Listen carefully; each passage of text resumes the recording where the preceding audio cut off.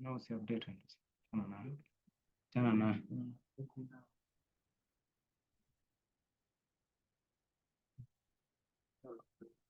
Mm.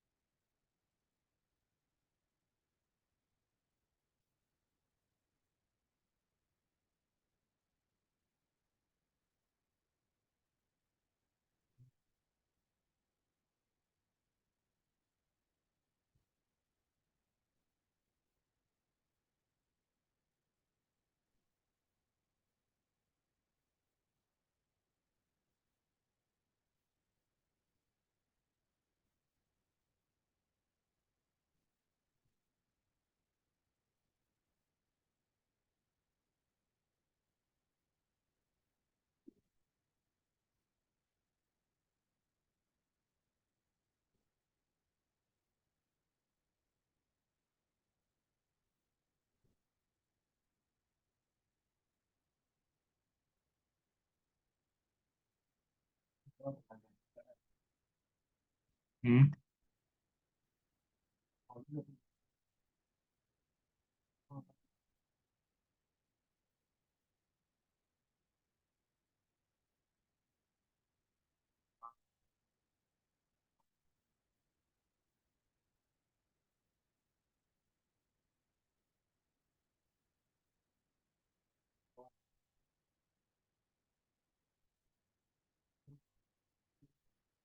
Mhm. Profile.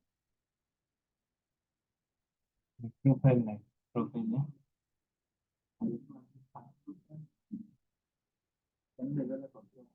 Mm.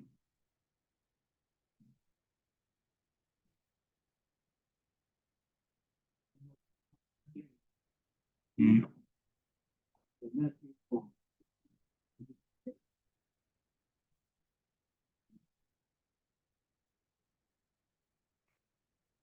Oh, hakusema anything else.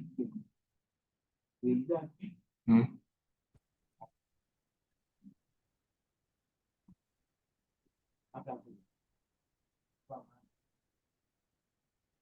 Yeah.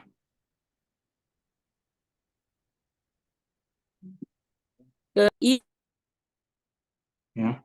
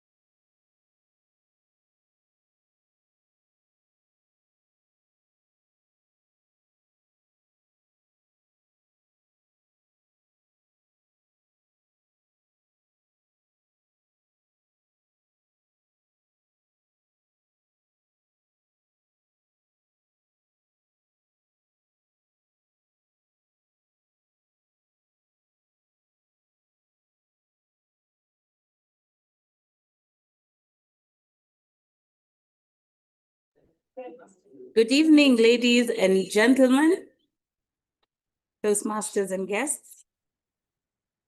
My name is Christine Ombaka, President of the Hill Toastmasters. I'd like to welcome you here as we officially begin meeting number 183. The meeting is officially open. It is my privilege to welcome you all here today for an exciting, fun-filled, engaging session where on this special day, we're going to be having a speakathon. That means we have a total of 6 speeches lined up for you. So gear up, it's going to be one great adventure. I will be calling in our Sergeant at Arms who will give us the meeting protocols before we can officially kick off the meeting. So Toastmaster Njoroge, kindly come and give us the meeting protocols. Good evening, Toastmasters and guests. You well? Yes. I'm happy to see all of you here, and I'm happy to see some new faces amongst us. You're very much welcome to the Hill Toastmasters. We are always very happy to have guests amongst us, okay? So I'll be serving as your Sergeant at Arms today, and I'm just here to give a bit of the meeting protocols. And it's just a few things, just to make things clear and to ensure we don't have a desultory engagement, so to call it.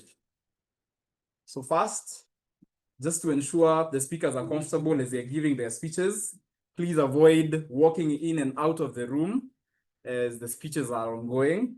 Something else for the online members, if you can, please keep your video on and maintain a quiet, non-distractive background around you so as to ensure you don't distract the members that are giving a speech. Whenever someone uses the word of the day, you can snap like this, all right?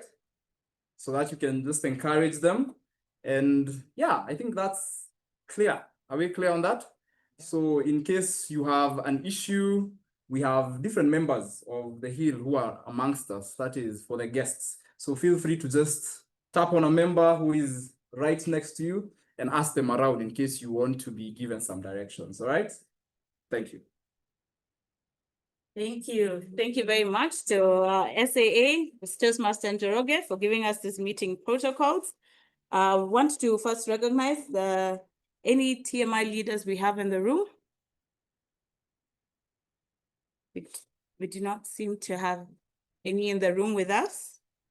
We do have leaders online. We have DTM Maggie, who is our district program quality director.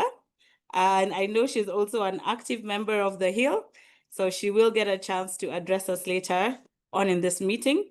Do we have Toastmasters from other clubs visiting us today? Yes. Yes, we do. All right. What clubs do we have with us? Thika? Yes. We have Thika Toastmasters. Almasi Toastmasters. Simba Toastmasters. And Summer Toastmasters. Wow, we have a grand show.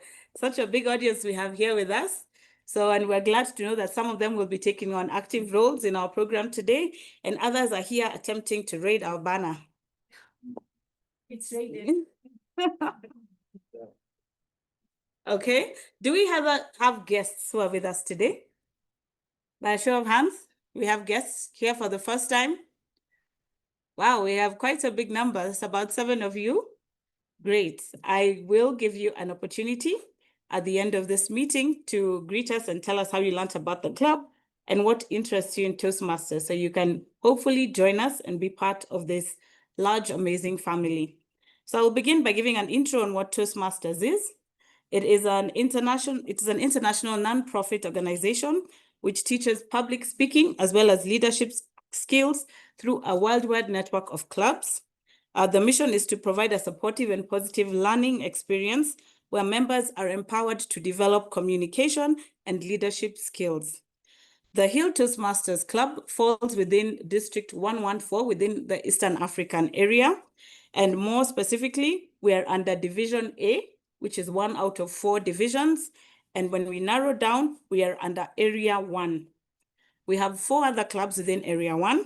And these clubs include Zumaridi, we have Business Dialogues, we have WFP RBN, which is part of the World Food Program Club, and we have Runda Elite that are part of our clubs.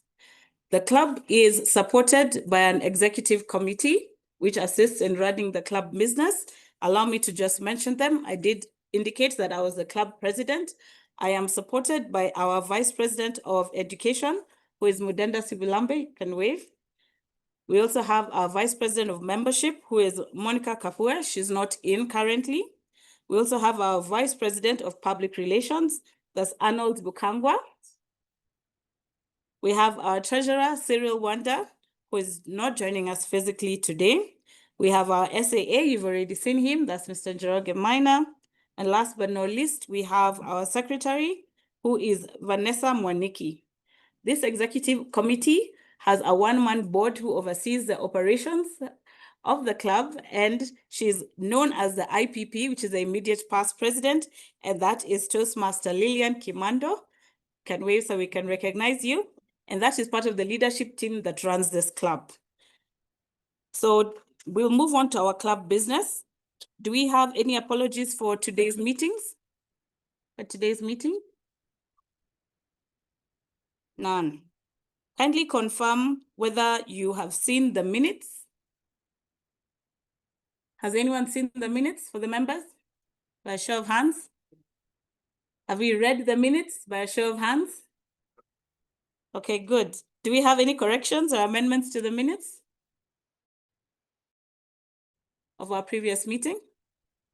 No, we do not. All right, so I would like to get a proposer for this. Arnold is our proposer, and then who will second the minutes for us? Mudenda. Mudenda will be here to second. Do you have any other members who want to confirm that they read the minutes? All right, so the minutes of club meeting number 181 are now hereby adopted. So now today we are moving on to the meat of this. And the meat of this meeting is going to be run and presided over by an amazing lady. Personally, I have known her from the flavor she has given me. In line with her feel-good theme, our TMOD is a renowned baker, and majority of the cakes that the Hill usually orders and eats and enjoys, including those in the recent festivities, were done by none other than our TMOD. But for the benefit of everyone else, I will formally introduce her so you can get a better understanding of who she is before she takes on the stage. So without further ado, allow me to welcome TMOD Mercy Chege. Mercy Chege is a vibrant communicator, a passionate entrepreneur, and a firm believer in the little things that make life beautiful. She is the heart behind Shea Cakes. That's a baking business that is all about spreading love, appreciation, and happiness through thoughtful, delicious cakes and gift packages. Mercy thrives around people. She loves traveling, and she's currently on a journey of intentional self-discovery and growth. She's actively working on her public speaking here at Toastmasters, not just for the stage, but to build a legacy. Her dream? To one day become a sought-after host and moderator for meaningful events that inspire, uplift, and bring people together. Driven by excellence, joy, and purpose, let's welcome the radiant, ever-evolving, and joyful Toastmaster of the day, Mercy Chege, all the way from Thika Toastmasters Club. Round of applause.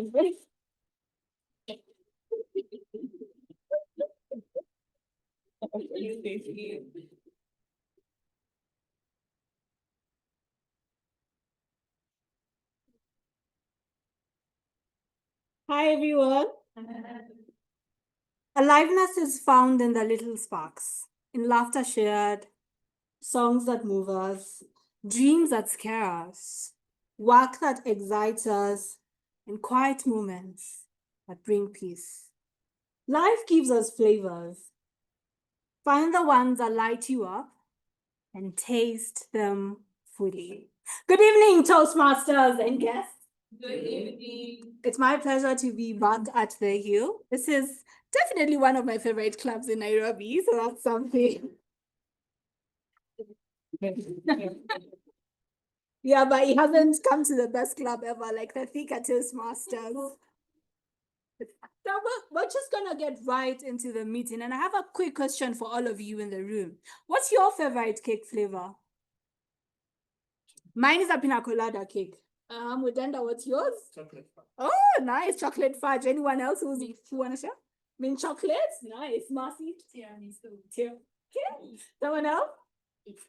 Arnold, what's your favorite cake flavor? Yeah. Okay, someone else? Jesse, what's yours? Okay, flower. As you can look at the room, everyone has a different cake flavor that they like, right? And it's the same thing with life. We all have different flavors of things that we actually get to enjoy. And it's in these things that make us fully different. Our country is in a place of chaos, right? And sometimes I think it's almost depressing every single day when we look at the state of our country. But the thing is, life keeps on moving. It keeps on moving, and because it keeps on moving, you have to live. And better yet, you have to find your joy.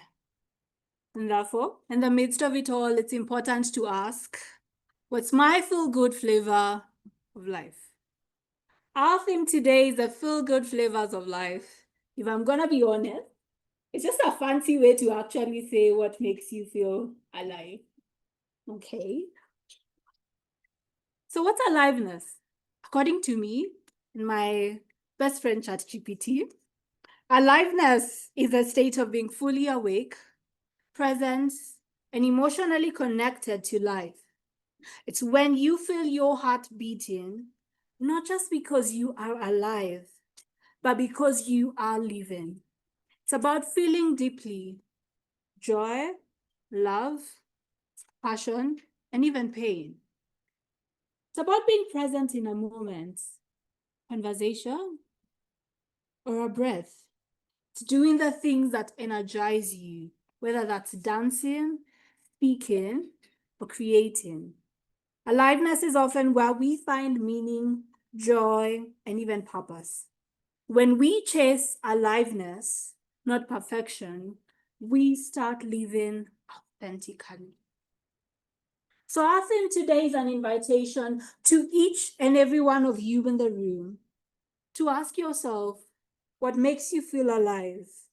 And how can you find and enjoy these things more often, like your favorite dessert that you just don't want to end? So I invite you to take 30 seconds and think about it.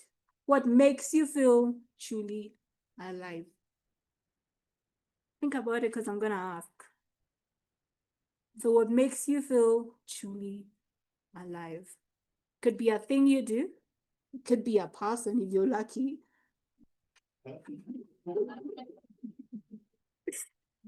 Yeah, think about it. What makes you feel truly alive? Whether you felt like it lately, or whether the last time you felt that was a year ago, but what is it that you do that makes you feel truly alive? Now I'm going to ask a few people in the room to share with us, even as we get to the meeting. Because DTM is my friend, and he's the only DTM right here. So please tell us what makes you feel truly alive. People online, you can put it in the chat box, and our SA will give us some responses. Yes, Derek. Good evening, everyone. Good evening. I think what makes me feel alive, no pun intended, is coming for Toastmasters meeting. And maybe I'll explain why sometime later. Okay. We'll wait for that explanation. Actually, I thought you're gonna say climbing the mountain in 24 hours. Okay, someone else? There is a lady after Stacy Mora. Is that your name, right? Yes. Okay, what makes you feel truly alive? Thank you. What makes me feel alive is when I'm able to assist someone who is discouraged, to encourage him or her and bring that person to focus. That's nice. Amazing. Thank you. Let's ask someone else, the gentleman next to Arnold. Yeah.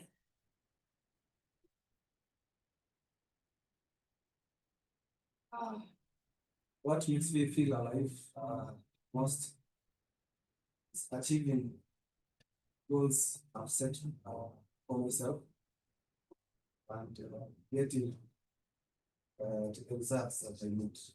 Okay, amazing. Any last, yes, please read out some comments in the online team.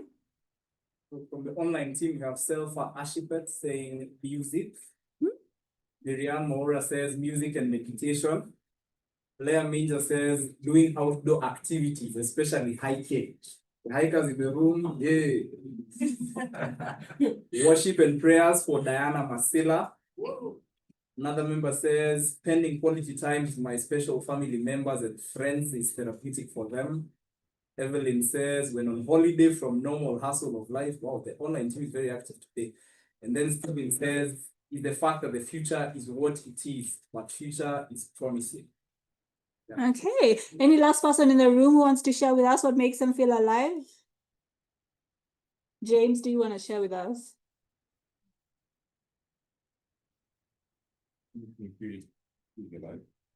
There's creative. The pictures I do a lot of creative work. So bringing something from nothing, creating something from nothing is a beautiful. Okay, I like it. thank you. So I'm going to ask you during this meeting, just think about what makes you feel truly alive. And as we go on, we're going to have conversations about it. What makes me feel alive? Traveling. I wish I would travel 24/7, but well, the other thing is game nights with my friends. And when I'm winning Kenya at 50, my God, I think I feel like the most alive woman. So we're going to get right into our meeting. Our meeting today is divided into two parts. We're going to have a speaker-thon. So we're going to get to listen to some amazing speeches from our speakers. And then we're going to get to listen to some evaluations that are going to be valuable to each and every one of us in the room. To help me run this meeting are some amazing role takers, and I'll call upon them to introduce their role. And maybe as you introduce your role, you can tell us in 30 seconds what makes you feel truly alive. One of the most life's powerful flavor is awareness, being present, intentional, and mindful. Now, our counter helps us to be more aware of how we speak. Let's invite our counter, Kendi Mugendi.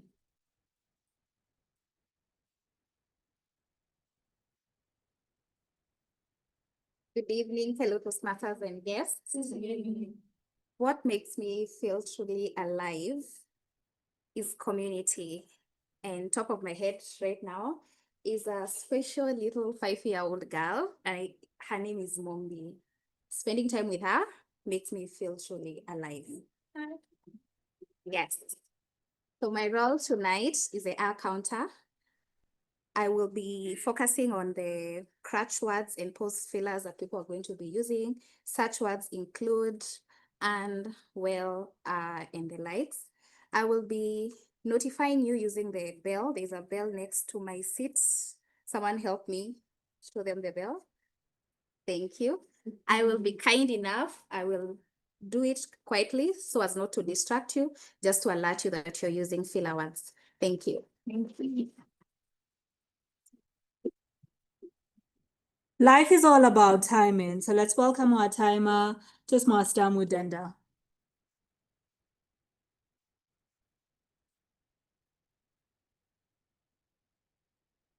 Good evening, fellow Toastmasters, and good evening to our honored guests and also those joining us online.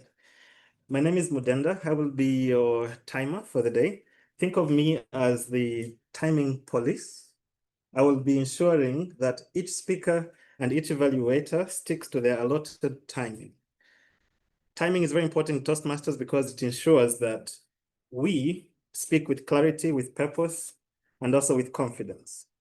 It ensures that our speeches do not drift into a desultory monologue, leaving all of us lost, including the speaker.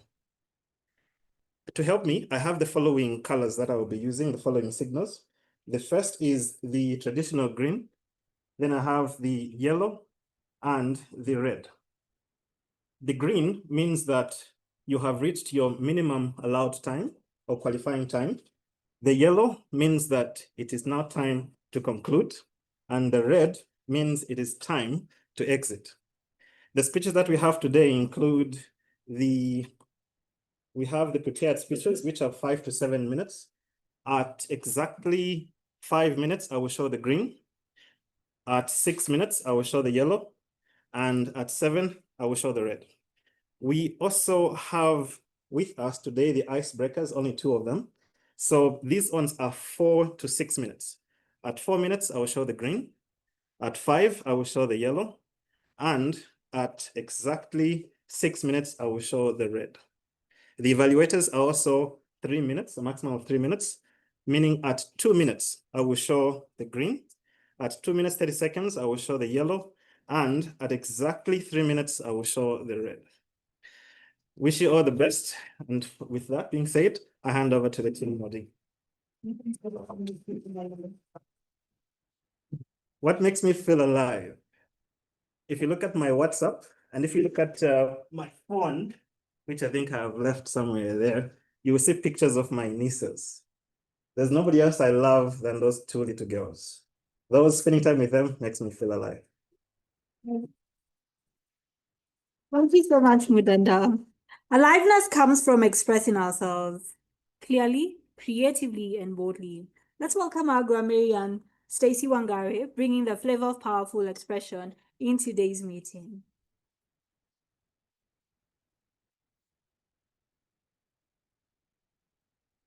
Toastmasters, guests, and members. Today, my role is the grammarian. As the grammarian of the meeting, I will be the one to observe the grammar used during the meeting. So this includes the use of the word of the day, as well as any improper use of the Queen's language. In addition to that, I'll also be on the lookout for any outstanding phrases or idioms, similes, the likes. For today's meeting, the word of the day is desultory, which means lacking a clear plan, purpose, or enthusiasm.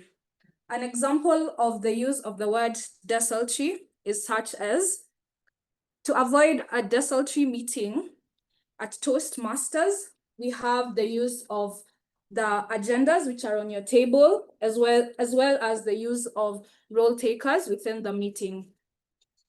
Each speaker is encouraged to use the word of the day, and to encourage that, we also snap when the word is used. I will also give a grammarian's report when called upon after the meeting. Thank you, Madam Toastmaster. Nothing makes us feel more alive than knowing we're growing, and our general evaluator keeps us in check. I'll invite DT and Derek Mandela to introduce his role.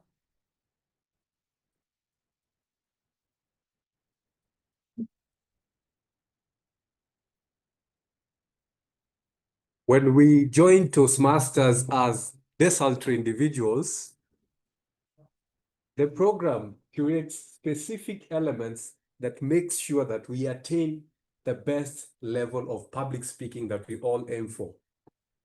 I began by saying that I enjoy, or coming to Toastmasters meetings makes me feel alive, because I see individuals grow from icebreakers to distinguished Toastmasters. Ladies and gentlemen, I will be your general evaluator this evening, and my purpose is to make sure that the meeting does not boil into anything desultory, but becomes one of the most exciting meetings that you'll attend. At the end of the meeting, I'll come and present my report on how I think the meeting fared. Back to you, Toastmaster of the day. We're gonna get right into our prepared speeches. I believe that our speakers are ready, and they're ready to give us a wonderful time, even as we get to listen to them. How many of us are gonna agree with me that Toastmasters makes them feel alive? Ooh. Something. Okay. So I joined Toastmasters a near 2 months ago. I had 2 goals. I wanted to speak better. I wanted to make more older friends. They wanted to make friends that were older than me, specifically in their 30s, 40s, and 50s. I know it's weird, but that was my goal. And I can tell you for sure, I think I found community in Toastmasters. I found family in Toastmasters. I found people that light up my life. And I think we can all agree that we get to find that here, right? Okay, so I think we're okay now. So I encourage for each and every person who's a guest, maybe this is your time to join Toastmasters, to find something that makes you feel alive.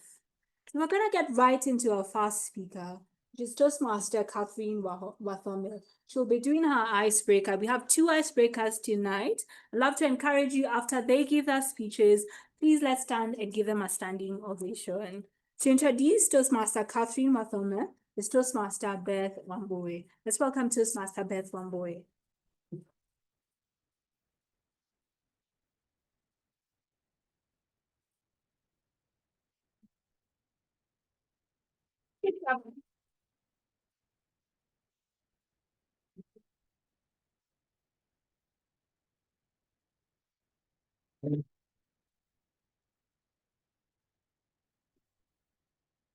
Good evening, fellow Toastmasters and guests.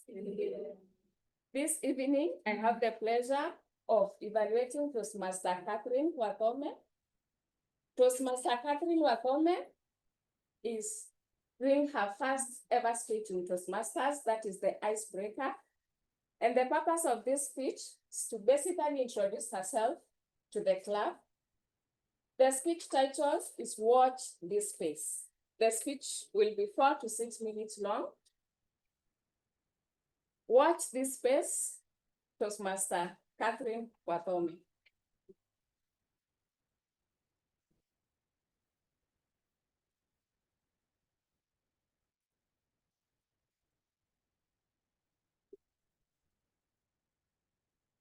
Good evening, fellow Toastmasters and guests. My name is Catherine Wathome. My speech title is Watch This Space. An introduction of myself. I'm an accountant by profession. I help organizations keep their books and also make decisions based on data. On my free time, I do artwork, I do cards, I do painting, and I also go for walks. Have you ever had high hopes for a job, then all of a sudden they collapse? That was me a year ago.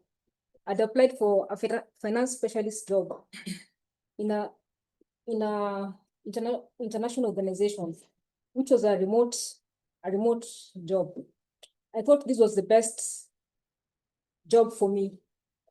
And think about it, you'll experience no jam. The working hours are flexible. So it was a dream job for me. So after I did the application, I got my first interview invitation after a month, which I attended. After the first interview, and after a month later, I got an invitation for a second interview. This was a 2-hour practical interview, which I did. And at this point, I was excited because I knew I was still on the run. A month later again, I got an invitation for a third interview. Now I thought, wow, since the job is now really mine.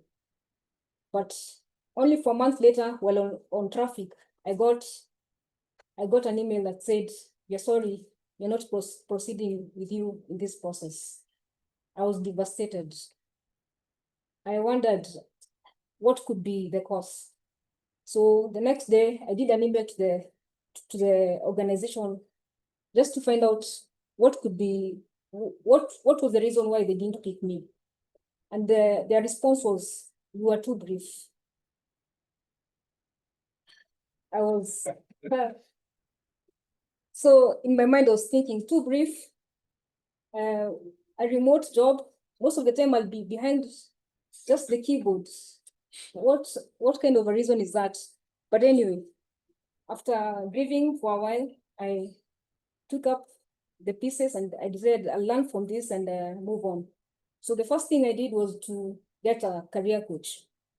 And when you talk to the career coach, he told me one of the things you're going to do, you need to now add color to your story. And you can only do that by joining Toastmasters. So my career coach is the one that introduced me to Toastmasters. So here I am today, picking up the pieces and took up the challenge to join Toastmasters so that I'm able to hone my public speaking skills, even for my visibility as an accountant, but also to grow my speaking skills and even to grow my networks. I hope to be more effective through this public speaking. I hope to be effective in my career role, and hopefully once I grow fully in my public speaking, to take up a big role in the finance industry. I am Catherine, a public speaker in the making. Watch this space.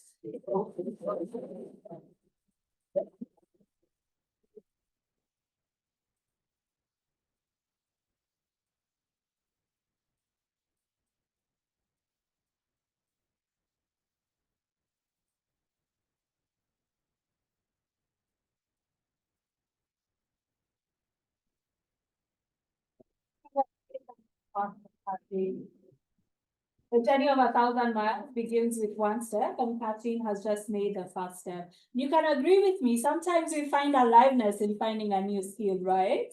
And that's exactly what she's doing in Toastmaster. And I hope she finds her feel-good flavor in Toastmaster. Our second speech shall be by Toastmaster Beatrice Lenjo.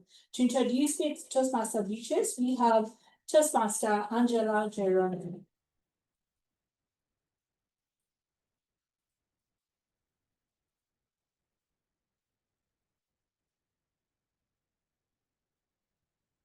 Good evening, fellow Toastmasters and guests. Our next speaker is embarking on a very special milestone, the icebreaker speech. This is where the speaker will introduce herself to the club by sharing her background, interest, and or her personal journey. Beatrice Lenjo is on the presentation mastery path, and her speech is titled Built to Speak, Called to Serve.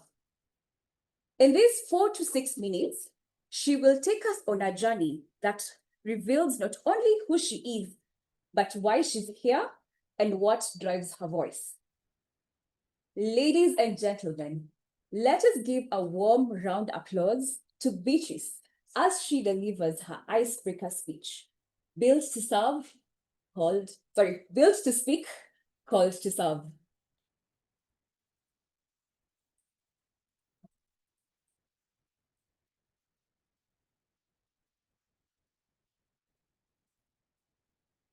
Good evening, fellow Toastmasters and guests. Good evening.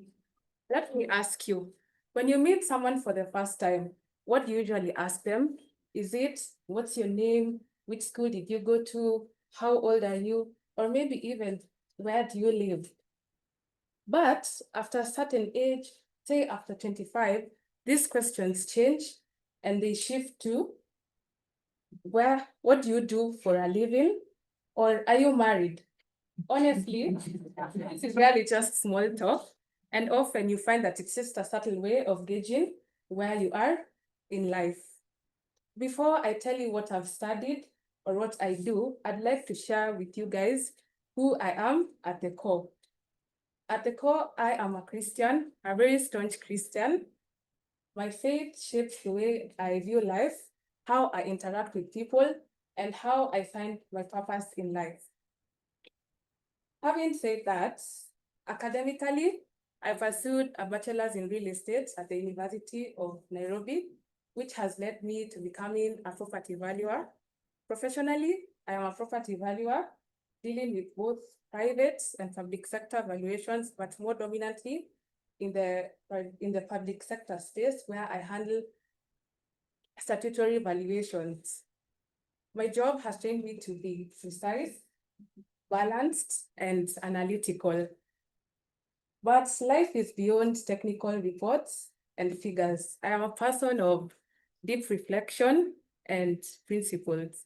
I believe in this ancient philosophy known as Stoicism, where I try to live by its core tenets. I try to control what I can, accept what I cannot, and choosing virtue over chaos. Recently, I felt a stirring in my spirit to pursue more. So I enrolled for a course in sustainability at Kenyatta University. Why sustainability? This is because the world is shifting and every sector, be it manufacturing, be it housing, be it mining, is being redefined by it. For me, I want to know how I can weave this sustainability into my valuation career so that I'm able to remain relevant and impactful in this fast evolving world. But also, life is not about books and buildings. I love music, especially Afrobeats, which brings rhythm to my soul and energy to my days. I enjoy playing board games, the kind that challenge your mind and test patience.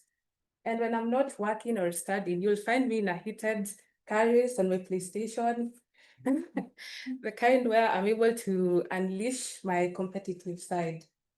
I also love reading African literature by African writers. These stories ground me and transport me, and they actually make me appreciate the richness of our culture and experiences. So why Toastmasters? Because I believe your voice is your greatest weapon. If you're not able to express yourself clearly, whether at work or in school or in personal conversations, you risk being misunderstood, underestimated, or overlooked.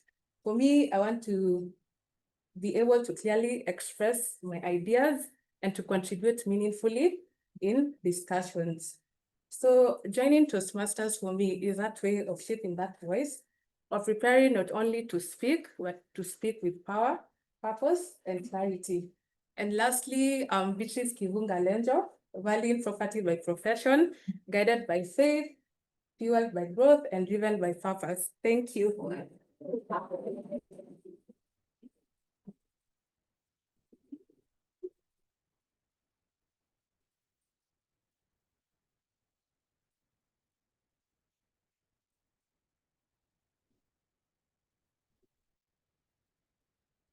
That was a great speech, Toastmaster.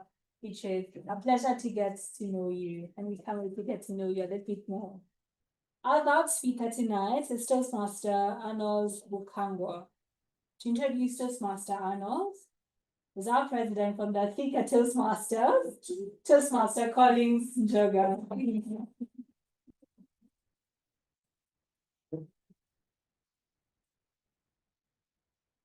It's actually me. Hi, cousins.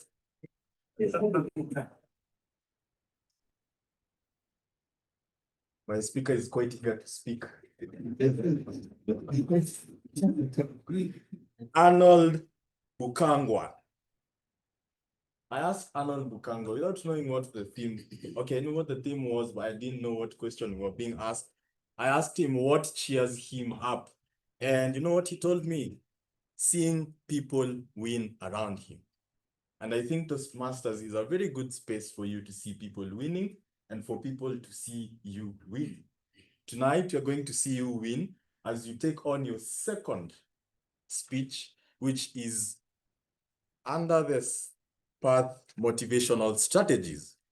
So he is on his first level, his second project, and the purpose of this speech is for Arnold Bukangwa to deliver a speech with a purpose. So I asked him to tell me what he would like me to look at, and I would also want to ask you to look at it with me together, all right? Even if you don't say yes. All right, so he wants to check on his time management, audience engagement, filler words, and to avoid desultory in his speech. I had to do that so that it can have a good flow. Toastmasters and guests, help me welcome Arnold Bukangwa. Speech title, I Love Quitting. I Love Quitting, Arnold Bukangwa.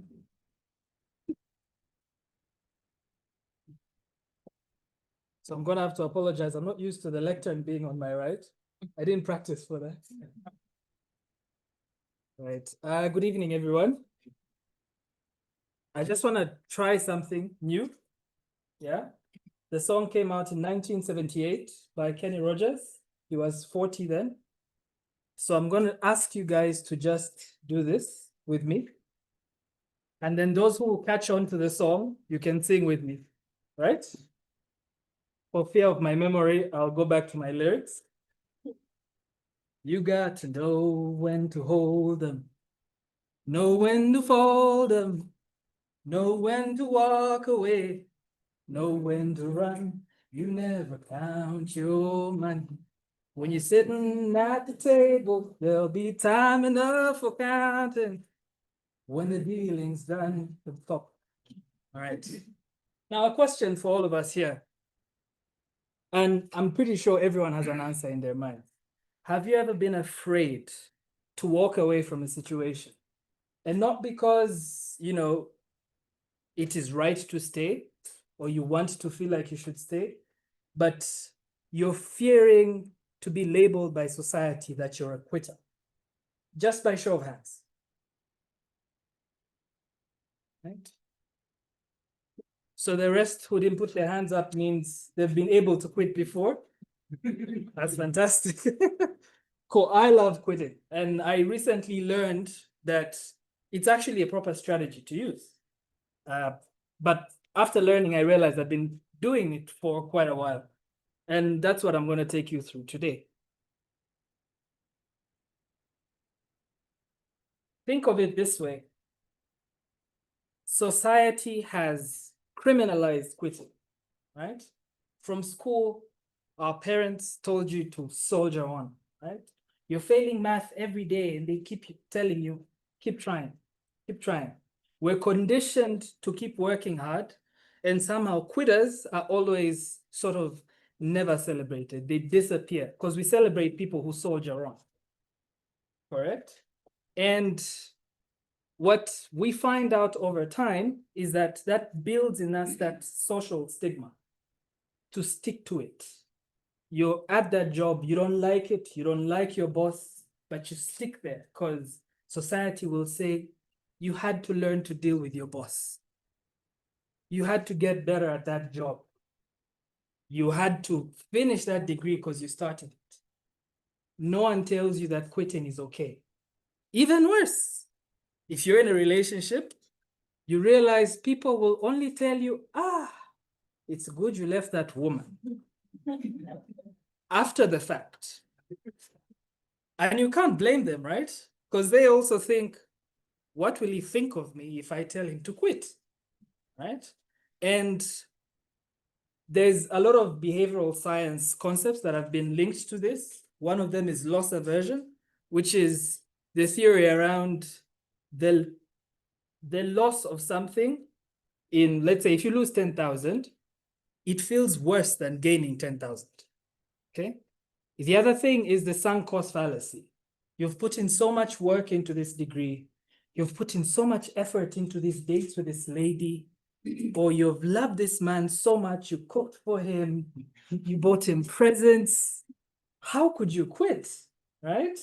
And it's also, on the other side, it's also the opposite when you're doing something good, the hot hand fallacy, which means basically if you've been gaining things, if you've been getting wins, you're investing in a stock and it keeps booming, your mind teaches you that it will keep booming.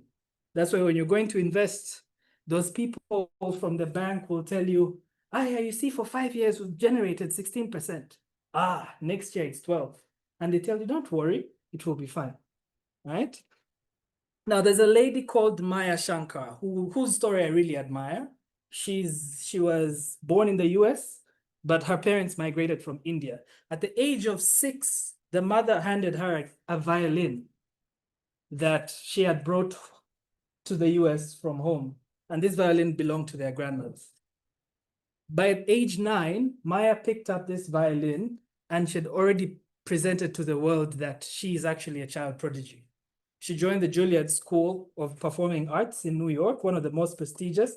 By the age of 14, after going for school every Saturday to practice, she was actually able to enroll under the great Perlman, who has won about 16 Grammys, considered one of the greatest violinists in the world of all time. And what happened to this lady, Maya, by the time she was going to high school, she had an injury in her finger and she was later diagnosed with arthritis, juvenile arthritis, meaning over time she had to get used to the fact that she may never be able to play and she'll always be in pain. She had to quit something she'd been doing for more than 10 years. I want to cut this story short. Maya Shankar ended up doing a PhD at Yale, was a Rhodes Scholar, went to Harvard, worked for President Obama in the behavioral sciences space, all because she quit violin. And when she quit Obama's appointment, she went on to be the director for behavioral sciences for Google. When she was done with that, she even started a podcast. And the podcast, ironically, is called A Slight Change of Plan. That's a lesson for us all, in that quitting is not the end. It's just opening up your story for more possibilities. Set up kill criteria for things that you shouldn't spend too much time on. Get a quitting coach to help you know when to quit, because your mind will never accept quitting. And lastly, holding on because of the fear of letting go is not right. So maybe the bravest thing you can do today is walk away from something that doesn't make sense, except Toastmasters. Thank you.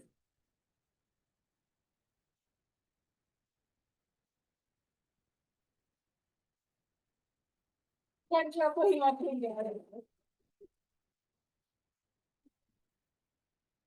How many of us probably think we need to quit something after not speech? So how many of us think? With that laugh, Jackson, I'm sure you need to quit something. Okay, thank you, Toastmaster Arnold. Our third speaker is Toastmaster Eric with to introduce Toastmaster Eric, is Toastmaster Sylvia Makanda. Let's welcome Toastmaster Sylvia.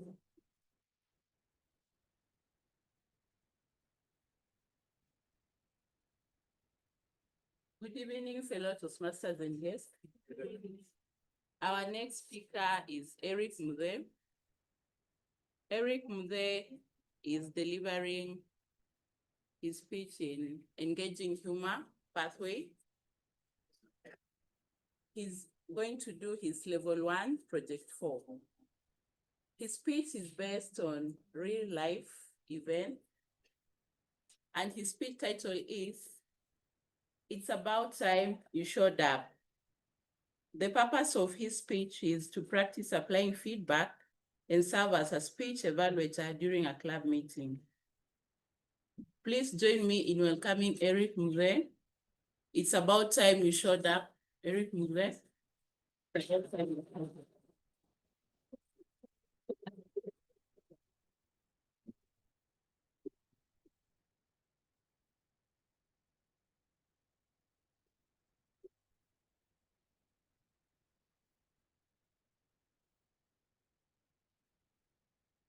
Good evening, fellow Toastmasters and guests. Good evening. By a show of hands,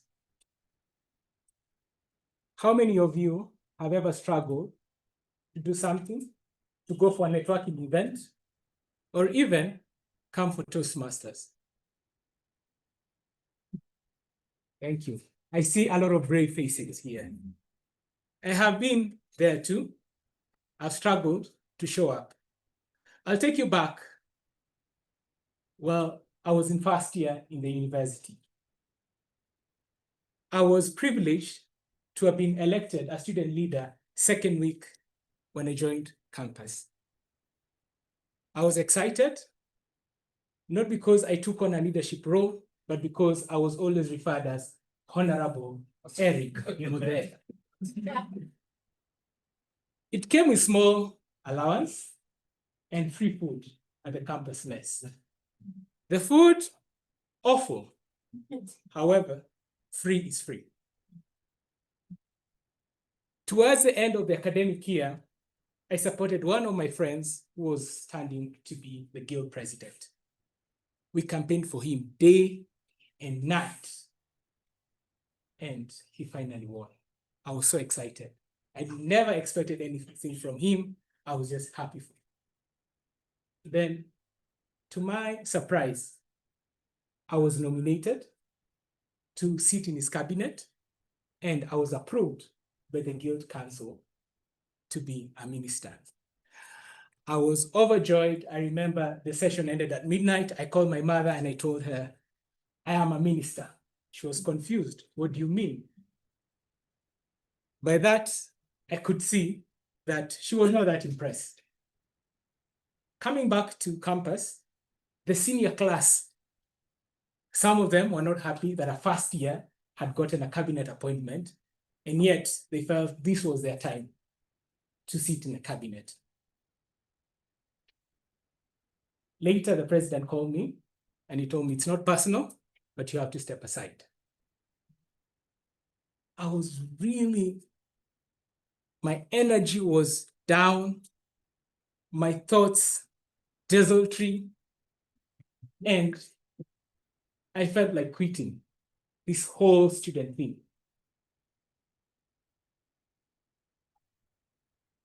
The next session, when we were going to the student guild session, that's when they were reading the names of the people of the person who was going to replace me.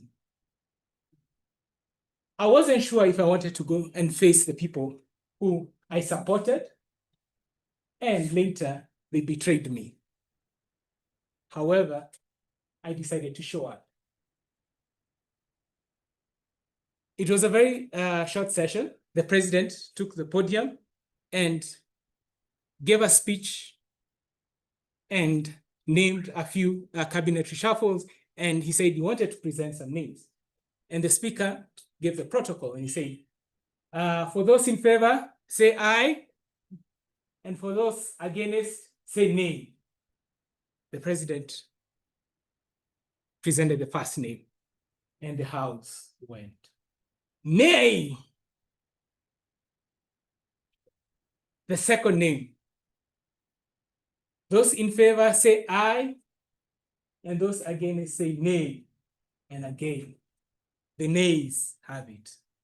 The fourth, the third, and the fourth, all were rejected. Then I remember the speaker getting closer to, approaching the president and mentioning or whispering in his ears, and they looked at me and smiled. And then the president gave courage and said, by the powers vested in me by the Student Guild Council, I now reappoint Eric Mode as the State Minister for Security. I was excited. Again, because I showed up.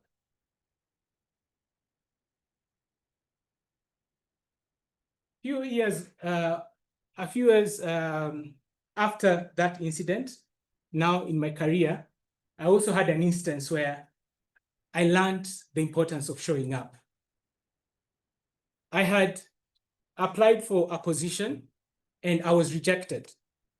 Then this manager who was hiring, I saw him viewing my profile, and I decided to pitch again and tell him how I felt I was the best candidate for this position. He later told me that I should look out for more opportunities that were coming in the future. 2 weeks later, the recruiter in the same organization reached out to me and invited me for an entry-level position that I hadn't applied.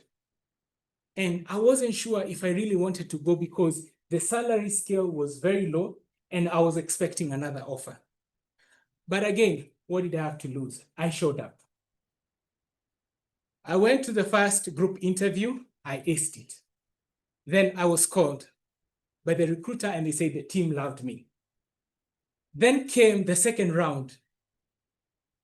Well, I was midway into the interview. The two interviewers stepped out and told me told me to step out and leave my bag while I was interviewing. And this time, they were discussing, and later they left and called the head of department, who later entered and asked me very many questions. I answered them, and he paused. And he told me, Eric, my managers think you're fit to be their peer.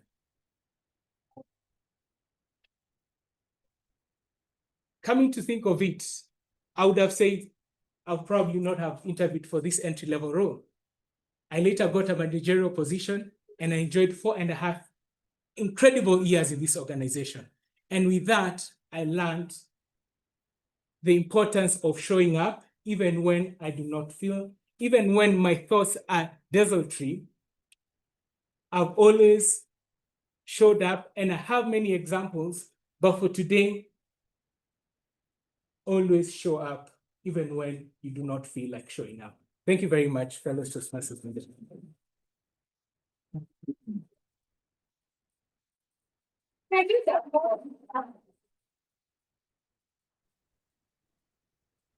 Thank you, Toastmaster Eric. We can all agree that feel-good flavor of life is success. Don't we all want to succeed? I think we do. So we better start showing up in the spaces we need to show up, because success comes when we get to show up. Our fifth speaker is Toastmaster Vanessa Mwaneki. And to introduce Toastmaster Vanessa Mwaneki is DTM Margaret Njoroge, who I believe is online.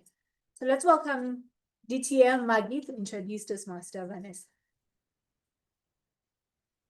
Thank you very much, our Toastmaster of the evening, Masi. Our fifth speaker this evening is attempting a speech from her Strategic Relationships Path, Level 1, Project number 4, on feedback and evaluation. This project is in 3 parts. The first is for the member to present a speech, receive feedback, and incorporate that feedback in their second speech, which is delivered at another club meeting. The third part is to serve as a speech evaluator. This project enables the member to learn how to receive feedback, apply it, and later practice delivering feedback to somebody else. This is the speaker's first speech under this feedback and evaluation project. The member will not be desultory, but will deliver a well-organized speech on any topic, and the speech may be humorous, informational, or any style the member chooses. The speech is 5 to 7 minutes in length. Introducing the speaker, Vanessa Mwaneki, the Battle of the Vats. The Battle of the Vats, Vanessa Mwaneki.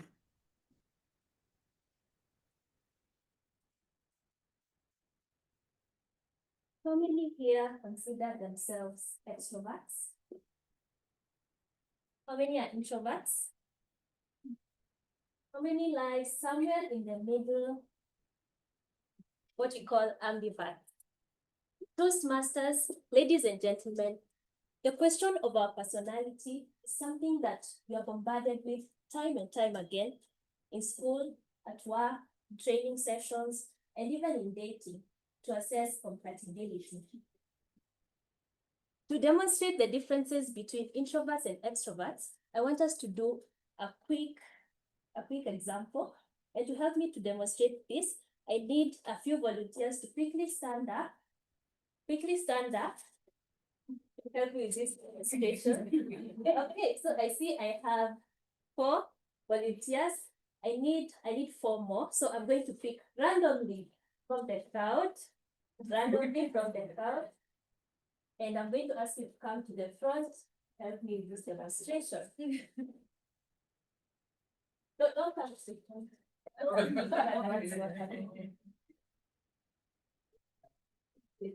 So I'm just going to pick at random. Okay, that's the end of my demonstration. Please sit down. Please sit down. So the people who stood up very quickly, are what we would consider our brave extroverts. And those of you who are quietly praying that I do not select come here are our awesome introverts. Our personality dictates how we show up, the kind of work we do, what people expect of us, and how they perceive us. Introverts and extroverts have varying characteristics. Extroverts are known to be spontaneous. They act, then think, and they love to be the center of attention. Introverts, on the other hand, love to spend their time alone. They mostly think, sometimes overthink, before they act. And they do not like to have the spotlight on them. This broad categorization of people into extroverts and introverts poses a challenge. It can be severely limiting to put people in such boxes where introvertedness and extrovertedness are such broad categories. For example, where do you place a person who is good with one-on-one interactions, can mobilize people for a cause, but bring them here to speak in front of people, and they freeze? And where do you place somebody like me, who has gone through public speaking training, been in Toastmasters, and I can now confidently present a speech in front of you? Some of you watching me here for the first time are convinced that an introvert can never and will never willingly speak in front of people. If you ask somebody whether they consider you an introvert or an extrovert, their answer will depend on the situation they know you from. Ask my childhood friends and they will tell you, Vanessa is an extrovert. They know me from when I would plan all our games and lead them in mischievous activities. Go and ask the people I work with and they will tell you, Vanessa is an introvert. She loves to work alone, always has a plan for everything, and is rarely available for a night out. And the same for most of you. You might show up at work as an extrovert, but show up differently in other situations. This is why today I would like to propose that we tear up and ditch these boxes of extroverted or introverted that puts us in these limiting boxes that make us show up in a certain way just because that's how we've always known ourselves to be. One of the famous personality type indicators is the Myers-Briggs personality indicator. A study done back in 2014 on people who were taking the Myers-Briggs type indicator test showed that very few fell on the extreme ends of the spectrum. 75% actually fell at the middle, exhibiting traits and identifying with both extroverted and introverted. Then we have the point of growth. As human beings, we keep growing and developing our skills. Studies have shown that people taking personality tests get varying results when they take them years apart. As human beings, we are shaped by our environments, the kind of work we do, and even the people we associate with. Then there's the point of growth. Something I learned recently at a training session was the aspect of being a mature introvert or a mature extrovert. If I am an introvert who wants to work on my public speaking skills and become a better conversationalist, I can learn and practice these skills and adopt some extroverted traits that will help me towards this goal. This doesn't mean that I'm no longer an introvert, but I become a mature introvert. The same for an extrovert who would be working on a project, let's say, that requires them to have some alone, concentrated, focused time. They can adopt some introverted traits that will help them towards this goal, and therefore they become a mature extrovert. I was wrong to say that all the people who stood up in the beginning were all extroverts. We might be having one or two introverts who are learning and practicing to be more participative in meetings. And some of you who sat down might be one or two extroverts who are learning to give the spotlight to others. The famous psychotherapist Carl Jung said that no one person is a total extrovert or a complete introvert, no matter what the personality quiz says. Such a person would belong in the insane asylum. Toastmasters, today I'd like to ask you and call upon you to take up and adopt traits, whether extroverted or introverted, that bring you closer to your goals. And secondly, let us avoid labeling each other and labeling others, labeling each other and labeling ourselves and putting ourselves in these boxes of introverted and extroverted that limit the way we show up. We are complex beings who can be introverted today and extroverted tomorrow. So now, finally, I ask you again, are you an introvert? Are you an extrovert? Are you a mature introvert? Are you a mature extrovert? Or are you none of the above?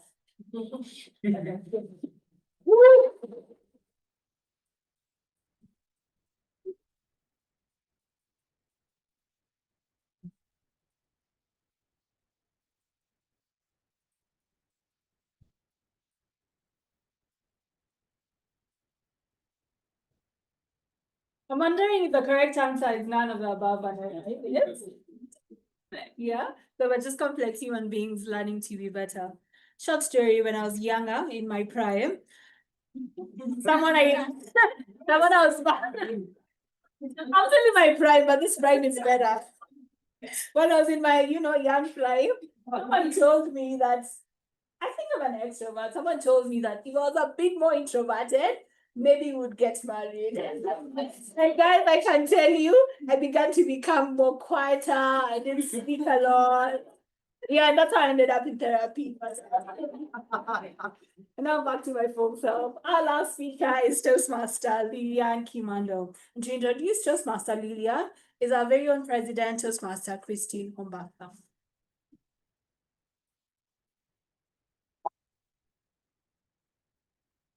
Good evening once again, ladies and gentlemen. Toastmaster Lilian is undertaking level 3, project 2 of her motivational strategies pathway. Allow me to emphasize the fact that this is her second pathway since she joined the Hill. No pressure to the members. So as she proceeds with her level 3 project 2, the purpose of her project is to be able to develop and practice personal strategy for building connections through networking.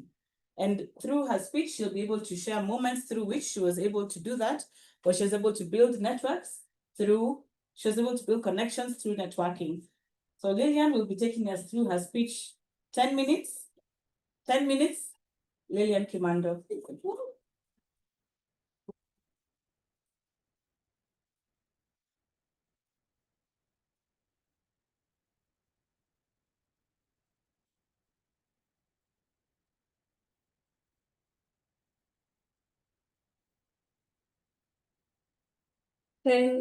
Minutes.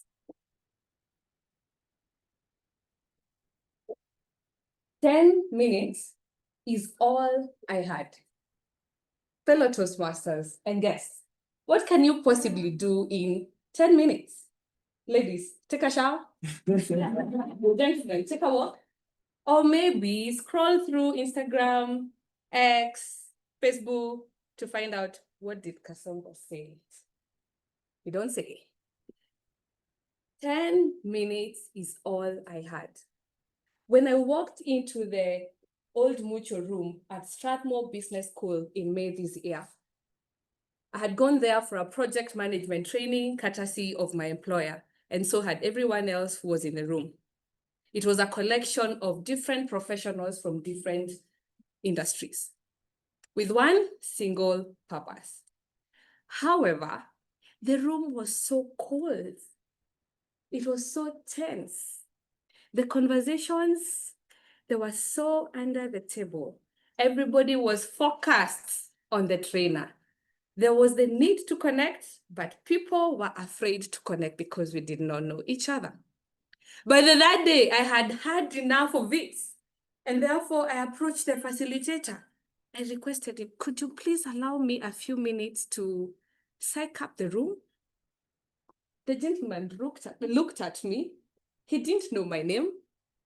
But then again, he said, okay, I think I can give you 10 minutes. Show us what you got. What he did not know is that I was not dilatory. I had been observing the room, looking at the discussions taking place, and I was making my own small arrangements at the back of the stage. And so all I was waiting was this very moment. And in the spirit of Toastmasters of saying, just say yes, I said yes. And I walked confidently to the front of the room, ready to unleash the intentional networking tips that I had. Quickly, I told everyone, stand, could you please stand?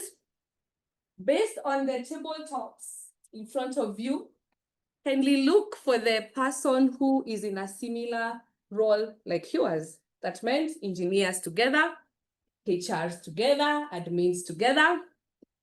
I could feel the resistance in the room. They're wondering, what is this lady up to? And therefore, they were just dragging their feet, not minding, forgetting that I only had 10. However, I was not giving up. And the groups were formed, and I gave them 2 basic questions to break the ice. And the conversation started. A few moments later, the room was buzzing. Everybody was smiling.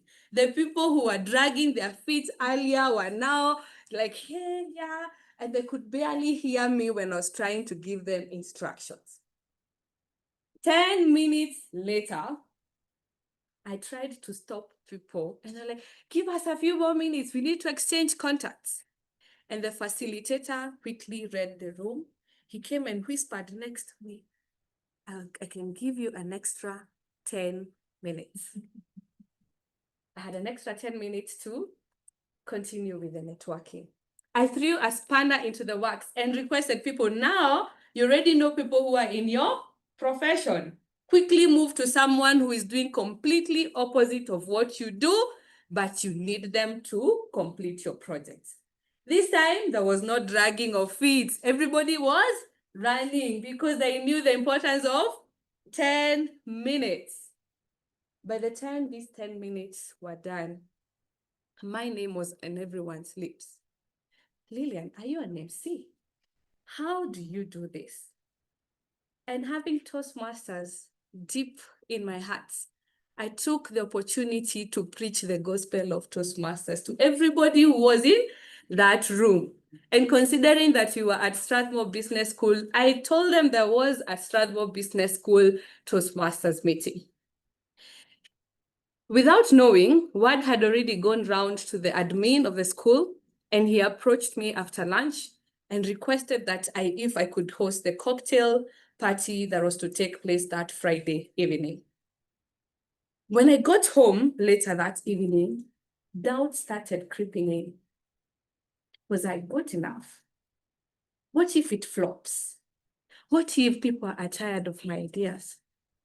But I remembered I have an amazing friend who is a ball of energy, always ready to say yes, and I gave him a call. His name is MC Okari. I requested him for some tips to make Friday night a memorable night, and he shared the tips. And now all I had was to prepare what Okari had already shared with me instead of going down a rabbit hole of looking for ideas. Another power of networking. Know the people in the room and how they can come through for you any given moment. Quickly, Friday night came. The glasses were clicking. Everybody was having fun, but they had already formed their cliques. How do you break these cliques? I was ready with my games and my questions. To cut the long story short, by 9 p.m., the admin was begging people to leave because the rules of Strathmore Business School is that by 8:30, the school needs to be closed. 9 p.m., no one wanted to leave. And that way, I had made sure that we were not just exchanging business contacts, We were not just networking for the sake of it. It was intentional networking, heart-to-heart conversations, taking time to know one another and not just getting to know because you need something from someone else. 10 minutes can make a whole difference. And I learned these 3 lessons that I would like to share with you. That fun is a very powerful connector. Where there's fun, people open up easily. The second lesson is that people crave connection.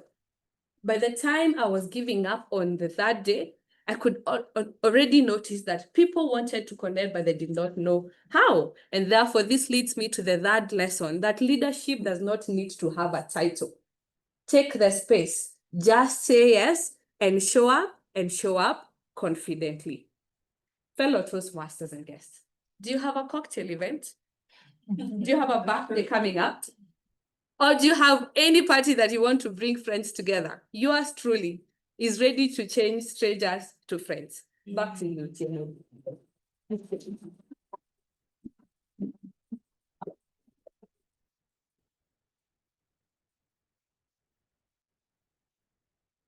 So much, Toastmaster Olivia.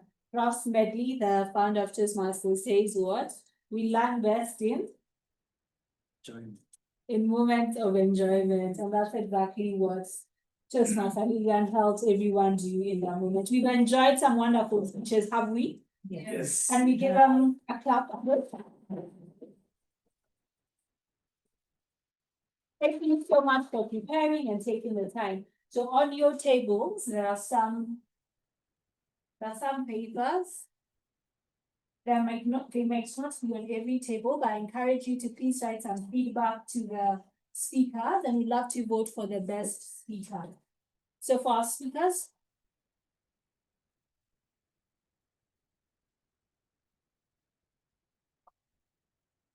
the timer will, okay. Right here at the Hill, we did not vote for people who went overtime. Okay, so Vanessa was overtime. And Lillian was overtime too, right?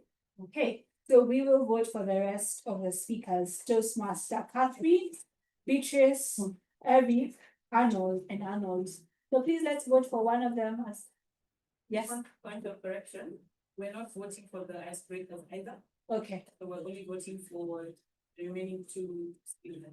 Okay, so we will either choose Honorable Eric or the man who loves people. So please vote for one of them and we will pass the votes later on to the SAA. If you have any comments for any of the speakers, you can write them a note and write their names and we can get the feedback right to them. So we want to get to hear our evaluations for the speakers. But just in 1 minute, I'd love to add something to our thing. Our thing is the feel-good flavors of life. And you're probably wondering, but I don't think I have something that makes me feel really good or something that makes me feel alive. There are a few pointers I think you can use to find what makes you feel alive. The first thing is pay attention to joy. What really makes you happy every single day? Because aliveness often hides in everyday joy. Whether it's you waking up and dancing or you having your favorite cup of coffee. Number 2, follow your curiosities. What do you feel drawn to? What sparks your interest? In your curiosity lies your feel-good flavor of life. Number 3, try new things. New experiences shake us out of our autopilot. Sometimes what makes you feel alive is actually something you haven't tried. Recently, I started walking and I also do a bit of running. Anyone ever told me I could run, guys? They were lying. When I was younger, my parents were called to school several times because I was always the last in cross country. So they were called to address why I couldn't run, but this is me running and I'm not a man, so. Number 4, reconnect with your younger self. What are the things you enjoy doing when you were younger? Before the world told you who you need to be, because the world tells us who we need to be, and suddenly we lose out on the things that make us happy. Number 5, ask yourself the deep questions and reflect. You don't need to wait to get to therapy to ask yourself deep questions. Ask yourself deep questions today. What makes you happy? What energizes you? What is it that makes you feel like you just want to keep moving? Number 6, make time for silence. We live in a busy world. Drop the distractions and just sit in silence because your inner voice speaks. And finally, surround yourself with people who make you light up. We spend a lot of time with people who don't make us happy. Let's spend more time with people who make us light up, because energy is contagious, and being around passionate and present people often reignites our own stuff. Finding what makes you alive, Toastmasters and guests, is how you come home to yourself. It's where passion, purpose, and presence gets to mix. Love to get right straight into evaluations. You have 2 to 3 minutes. I'd love to encourage each and every one of you to use the 2 to 3 minutes. And I'm looking at Collins. Thank you. Our first evaluator is Toastmaster Beth Wamboye to evaluate Toastmaster Catherine Mahome.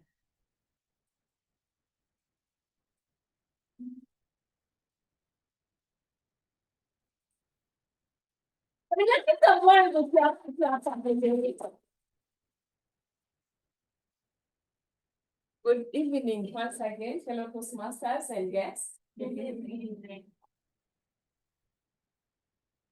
Congratulations, Catherine, on delivering your first speech. That was so bold of you. A few things that I liked about your speech. Number 1 is your topic. That was so bold. It was also delivering some level of curiosity. I was so eager to see what is coming up, what is cooking, what this is. From your speech, you also shown that you understand the basic structure of our speech. There was an introduction. We now know that you are an accountant. There was a body. You took us through how you went through various stages through an interview. There was also a good conclusion. You told us on how you landed into a career coach after getting that regret. And also why you joined Toastmasters. And the reason you joined, that was to grow your network and also to grow your speaking skills. However, in your next speech, maybe you may want to look out on the following. Number 1 is your facial expression, especially when you told us, well, in traffic, you got that regret. You would have shown a sad face to show us how you are disappointed. Also, bury your voice just to show when you read that email, we are sorry. We could not proceed with the application. Number 3 is your movement on stage. Maybe you would have moved slightly backwards to tell us how you feel about after going on through that process and not getting that job. But generally, I feel you did well. Just the beginning. We are here to assist each other, to support each other in this journey. It is one speech at a time. And what I would like to challenge you, do not take a break. Enroll for that next speaking slot as soon as possible. Remember, we are watching the space.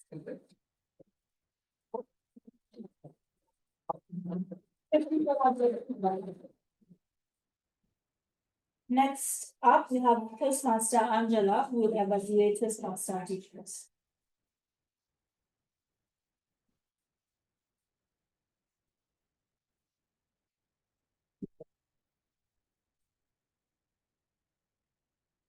Good evening, fellow Toastmasters and guests once more. It was a pleasure listening to Beatrice Lenjo's icebreaker speech. Built to speak, called to serve. Beatrice, congratulations on delivering your very first speech at Toastmaster with such great poise, confidence, and clarity. You set a high bar for level 1, Project 1 speeches. So what are your strengths? Number 1, captivating opening. You drew us immediately with the rhetorical question, what is the first question people ask when you meet? It was relatable and effectively hooked us to the speech. Number 2, clear structure. Your speech had a solid foundation, a distinct introduction, a well-developed body, and a thoughtful conclusion. It made the message easy to follow. Number 3, purpose of the speech was met. You beautifully shared your journey with us, from your background in property evaluation to your interest in Afrobeats, African literature, and wood games. We got a real sense of who you are and your desire to express yourself through Toastmasters. And lastly, you had confident delivery. Your stage presence was admirable. You stood tall and maintained eye contact with the audience. What are the areas of improvement that I could commend? 1, it would be tying your conclusion back to the title. So the title was Built to Speak and Called to Serve. So while you shared wonderful pieces of your backgrounds and passions, it would have been an even more powerful speech to round off by telling us about how your journey aligns with the title, Called to Serve. Okay? But otherwise, you had a very beautiful speech. It was authentic, it was engaging and purposeful. With your confident presence and thoughtful structure, you're clearly built to speak. I look forward to seeing you continue growing in your voice and stepping into service through your communications. Well done and welcome to Toastmasters.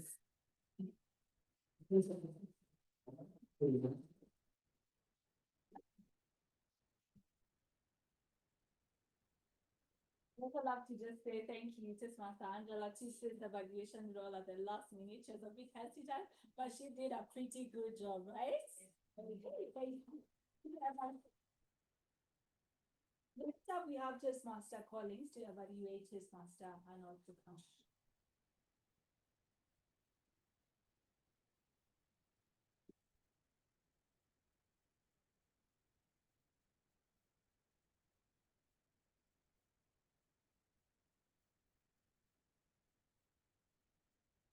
Just as A flows to B, B flows to C.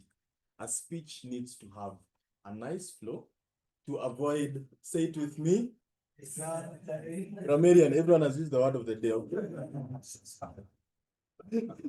Grammarian. For the audience to easily follow your message. And that is what Toastmaster Arnold Bukwanga was going to add a C to your name, cool, calm, and collected. So from today, he is Arnold Bukangwa, cool, calm, and collected, because I believe that is how you delivered your speech. You asked me to look you asked me to look at 2 things in specific. Can you remember what those 2 things were? Time? Audience. Okay, you gave me the answer I didn't want. Audience engagement and flow of your speech. So I'm going to focus on 3 main points. And under those 3 main points, I'm going to tell you what you did well and how you can make it better. The first thing was your title and introduction. His title was, I love quitting. He loves quitting. Immediately, that title is going to make you ask yourself a question, right? It's not what you expect. Why does he love quitting? Right? As much as it's a title that grabs the audience attention, I think there is a potential to improve it, because when you're presenting this in a more professional audience, they might start to question what you're going to tell them when you're telling them in the title, you want them to quit. I'm going to suggest a title that will come from your speech, which I'll tell you a little bit later. The second point is on audience already. The second point is on audience engagement. You started off by telling us to snap and sing to the tune of whose song? Yeah, I grew up listening to him. No, I'm joking. I was born way later. And from that song, I picked up a line that was very interesting. Know when to walk away. Immediately, that told us what the purpose of your speech was, right? Know when to walk away. Know when to run. Don't mind the sound, the voice. What I think you can improve on this aspect of audience engagement is at some point, I felt like after your introduction, the audience started to drift away at some point. So under audience engagement, I'd urge you to constantly read the room. Like now, everyone is hooked. Everyone is listening to me, right? So when you feel like you're losing the audience, come back to the present moment and find strategies of how you can bring the audience back to our attention. How can you do that? Ask them to raise their hands, ask rhetorical question. The last point, very last point, is your use of rhetorical devices. Now, there are several ways that persuasive speakers use to enhance their message. One of them is use of repetition. The other one is use of logos, appealing to logic, and the other one is appealing to emotions, pathos. You are able to appeal to everyone's emotions by telling us a story of one child prodigy, Maya. What was her name? Maya Shankar, who in a slight twist of fate was unable to play the guitar. Now, remember I told you that your title could have been made better, right? Under this story, you told us, you had a very interesting line, which was a slight change of plan. What's that? How's that for a title? A slight change of plan. So it's in your speech. So you're going to hit it again when you're speaking. That's a good recommendation for you. You taught me something, loss aversion. I'm going to search that up. And the last thing that I'd want you to really look at to enhance your flow is to anchor your points. Anchor your points with repetition, pauses, and numbering them. But in summary, you did really well in use of rhetorical devices. Your audience engagement was top-notch, but I'd urge you to read the room and act accordingly, and don't quit in Toastmasters, and please keep time. Thank you, and back to you.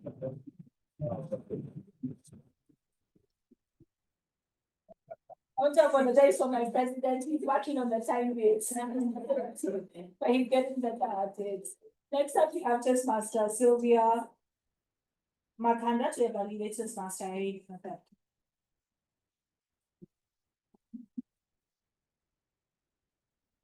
Good evening once more, fellow Toastmasters and guests. It's about time you showed up. Eric, well done for a good choice of topic. Well done for being able to engage the audience. I'm sure everyone enjoyed. What I liked about your speech is that you had good eye contact, you had good engagement with the audience. Your facial expression was good. What you excelled in, you used storytelling when you shared your experience in campus and the benefits it came with. You also excelled in sharing the lessons and the importance of showing up anyway. Your speech also had a good structure. You had an introduction, which could be well noticed. It had a body and it had a conclusion. Your speech is memorable. I'm sure each and everyone has picked a lesson from it. What you may want to work on, you might consider letting your hand relax. At some point, I noticed you are this, and one leg was, it's done, that was moving. You might consider letting your hands relax a little bit. You also had a good vocal variety, but there's some points you missed where you could, for tonal variation. For example, when you're explaining how you went for the interview and you are told you are fit for this other position, you missed a chance to really express it so that that message can come out powerfully. Also consider making calculative moves while on stage. To challenge yourself, you might consider limiting your movement so that you emphasize on some points. You had some strong points, but because one leg was moving and your hand was this, we missed it. I recommend you check on your stage movement and your vocal variety. In conclusion, you had a good speech. It had good lessons. I recommend you proceed to your next level.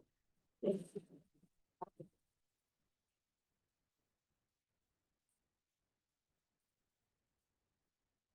To evaluate Toastmaster Vanessa, we have DTM Margaret Lurger. Thank you very much, our Toastmaster of the day. Vanessa, your speech was not desultory. It was highly informational on a topic that is relatable. You began with a rhetorical question. How many consider themselves introverts? And you followed this quickly with a live demo in the room where you called for volunteers. That was excellent audience engagement. You also made reference to 3 studies that have been done on this particular subject to support your speech. I particularly liked the twist in the demo when you say that the results you shared earlier were wrong in light of the information that you had shared with us.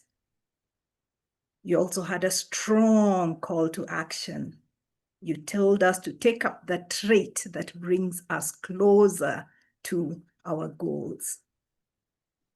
I liked your delivery and the fact that you chose to use your opening statement as your closing statement, and this was very effective. To elevate this speech further, you mentioned a study done in 2014. However, I noted that you did not state the source of the study in order to lend credibility to it.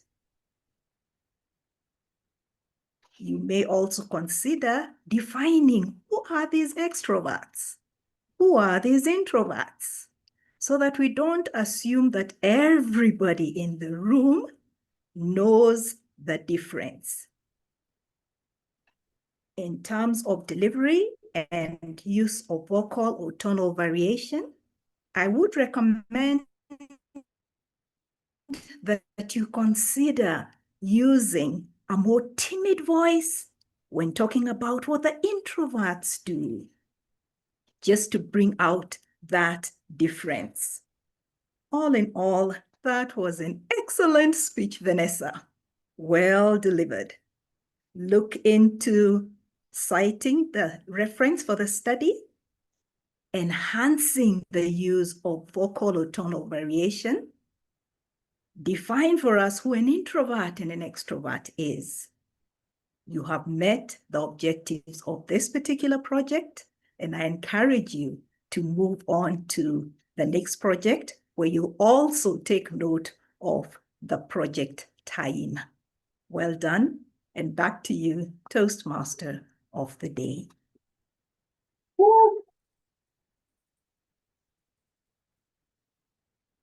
Thank you so much, DTM. That was a wonderful evaluation. And finally, we have Toastmaster Christine Mbaka to evaluate Toastmaster Lillian. Let's give out here.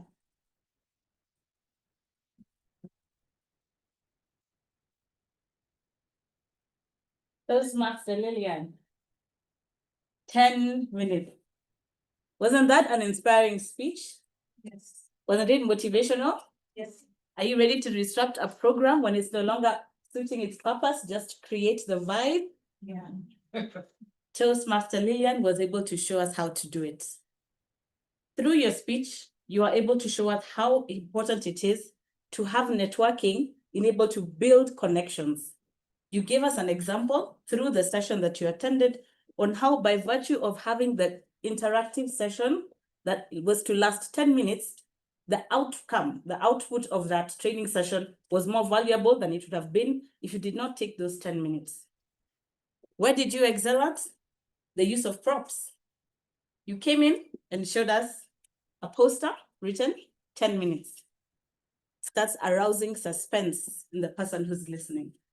You also came in and picked up a placard from the table to demonstrate what it is you did when you were at that session. That allows us to fit into your shoes and to imagine how it was you were feeling in that forum. Second thing you're able to excel at is the use of body language, where you kept using your fingers to demonstrate 10. Throughout your speech, 10 kept ringing at the back of my mind because you kept using your body to demonstrate 10. The other thing that you excelled at was the use of suspense. When you began the speech with 10 minutes, no one had idea what you were talking about. You then gave a background of a training that you attended. Still, we had no idea what 10 minutes had to do with this. But as you built into your story, you then created how the 10 minutes came up. You're able to demonstrate to us how the 10 minutes was important, and you're able to sail through with this 10 minutes up to the end of the training session, where you said by the end of this training, everyone kept making reference to Lillian. And there we had you as the MC who was able to close the event. The other area that you excelled at was the use of language, where you made reference to throwing spanner into the works. So good grammar is also encouraged as people are preparing for speeches. What you may want to improve on is only one. Who can guess? Time management. You had 5 to 7 minutes to complete your speech with an additional 30 minutes to finish up. We noted that as you were gaining momentum towards your speech and building up on the juice of it, we had rushed deep because you were rushing to meet time. So we recommend that you pace your speech as you're preparing so that it's not disastrous and we miss the juice of it. Overall, you met the project objectives. You're able to demonstrate to us how building connections is important, how you are able to do it through your example. And with that, I will recommend that you move on to the next level.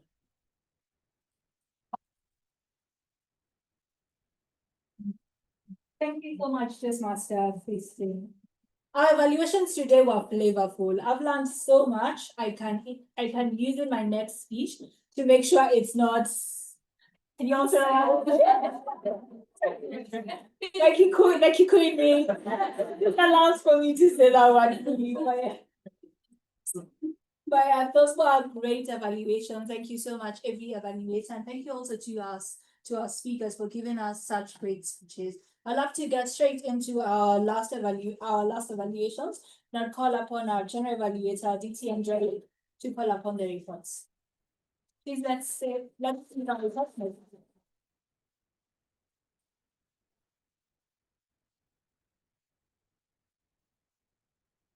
I'm sorry, I forgot. Please let's vote for the best evaluator. In the sheets that you have, there is a slot for best evaluator. And if you don't have a paper, you can just take a random paper. Our timer, is there any evaluator who was over time? Yes. Yeah. He knows himself. Okay. Collins and Job. Okay, so we can vote for the best evaluator between Toastmaster Beth, Toastmaster Angela, Toastmaster Sylvia, DTM Maggie, and Toastmaster Christine. In our essay, we'll go around and give the votes. Thank you. Thank you, Matt. And in that order, we'll have the R counters report that will be delivered by Toastmaster Kenny. Let's welcome Toastmaster Kenny to the stage.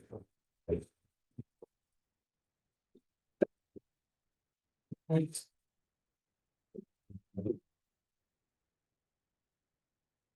Your R counter is beginning. I caught a few R's and souls sneaking in, but most of the speakers tonight were really careful and they kept the filler words in check. I will point out a few of the speakers, but I'm going to give them grace. They were icebreaker speakers. They are our icebreaker speakers. That's where we got a few filler words. So for Catherine Waome, I would love for you to take note of the word R. And so there was a few of those in your speech. Beatrice, we caught as you relied so much on the word so you'd love to take note of that. For the rest of the speakers, that is Arnold and Eric, I think you're a bit more seasoned. So your filler words were fewer. So Arnold, there was a lot of as, not a lot, sorry, just a few as. Eric, there were a number of as. I would love for you to take note of that. For Vanessa, I really did catch any unless someone caught it. That was really commendable of you. Lillian, I also didn't catch either of the filler words. For our evaluators, you really did the evaluations like pros. I didn't also catch a lot of those. I only caught a few from Beth Wambui. There was a few as. Other than that, you guys did a great job. So a tip from your accountant today, always remember a well-timed pause beats a filler word any day. Thank you.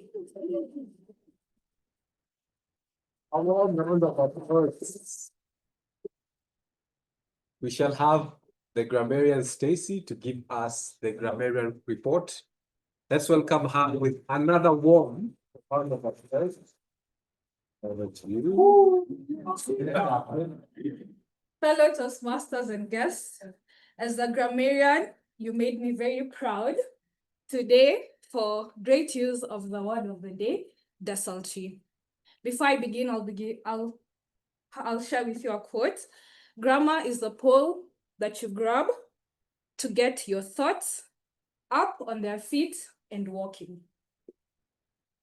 The word of the day was kicked off very well by our SAA, who used it once, followed by DTM Derek used it as well. Also Mudenda used it. I would, Collins, Eric, and DTM Maggie had the most usage of the word, which was twice. Then as well, followed by Lillian, Christine, and Marcy. I appreciate all the people who are doing the prepared speeches for using the word of the day, trying to incorporate it into their speeches. When it comes to the improper grammatical use, Christine, you said Catherine used the word while on traffic, should be in traffic. Beatrice, for me, I want to, could have used the word personally. Collins said, look at it with me together, should be let's look at it together. Eric, instead of using and then, we can use words such as afterwards, progressively. Also use the phrase coming to think of it, you could use the phrase reflecting back. Vanessa said fell at the middle instead of fell in the middle. Then also used alone concentrated time, you could have used alone focused time, if I'm more correct. For great use of quotes and thoughts, I commend you. We had Christine who used the word added flavor, which I think was a play onto our TMOD's career. So she said added flavor to her life. We also have Beatrice who used the phrase rhythm to my soul. Vanessa also great use of quotes. I can't remember the quotes, but there were quite a number. Lillian, great use of the word threw a spanner into the works. I'm not even sure what that is, but I'm gonna look it up. As well as the other one was going down a rabbit hole. Great use of the phrase. Thank you so much. Hand it back to Etienne. Right. Next, our timer, Toastmaster Mudenda, will give us his time report.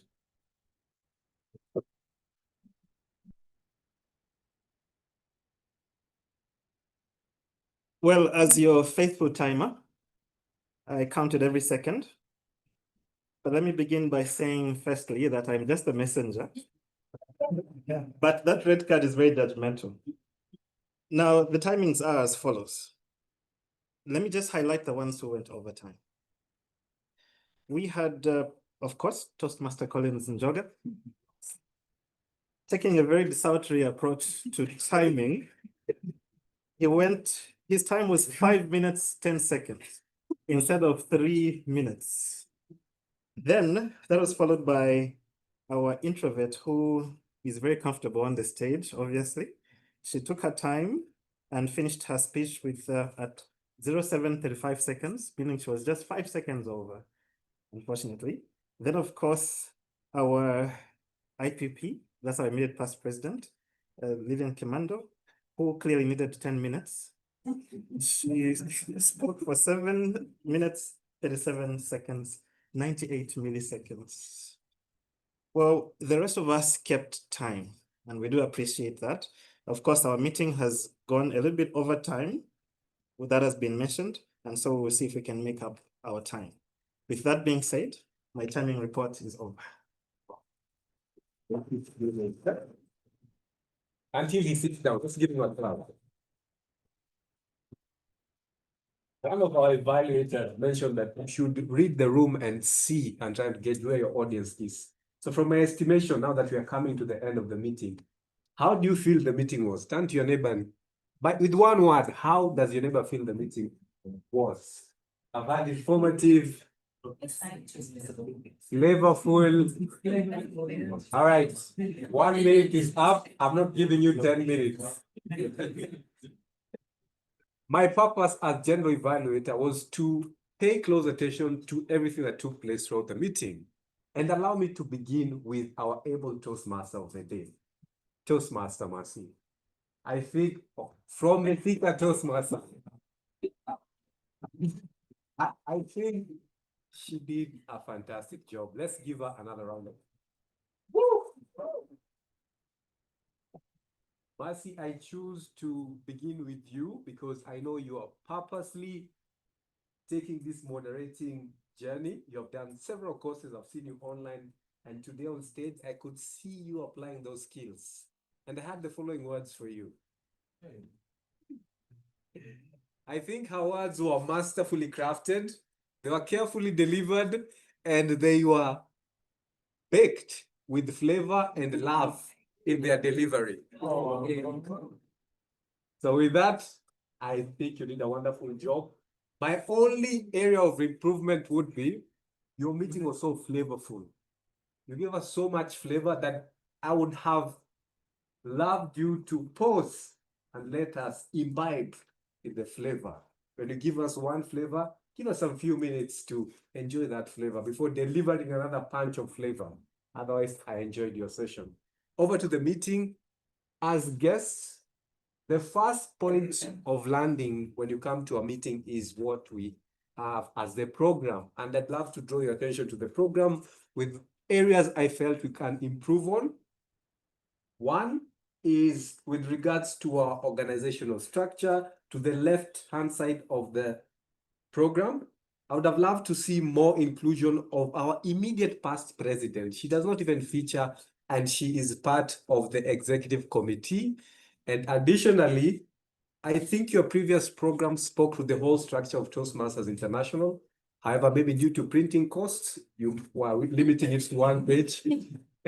If that is the case, you can squeeze it in. That will allow the guests to understand the whole structure of Toastmasters International. However, the president quickly captured what Toastmasters is all about. However, I would have loved to see that on print. Another area is on the timing.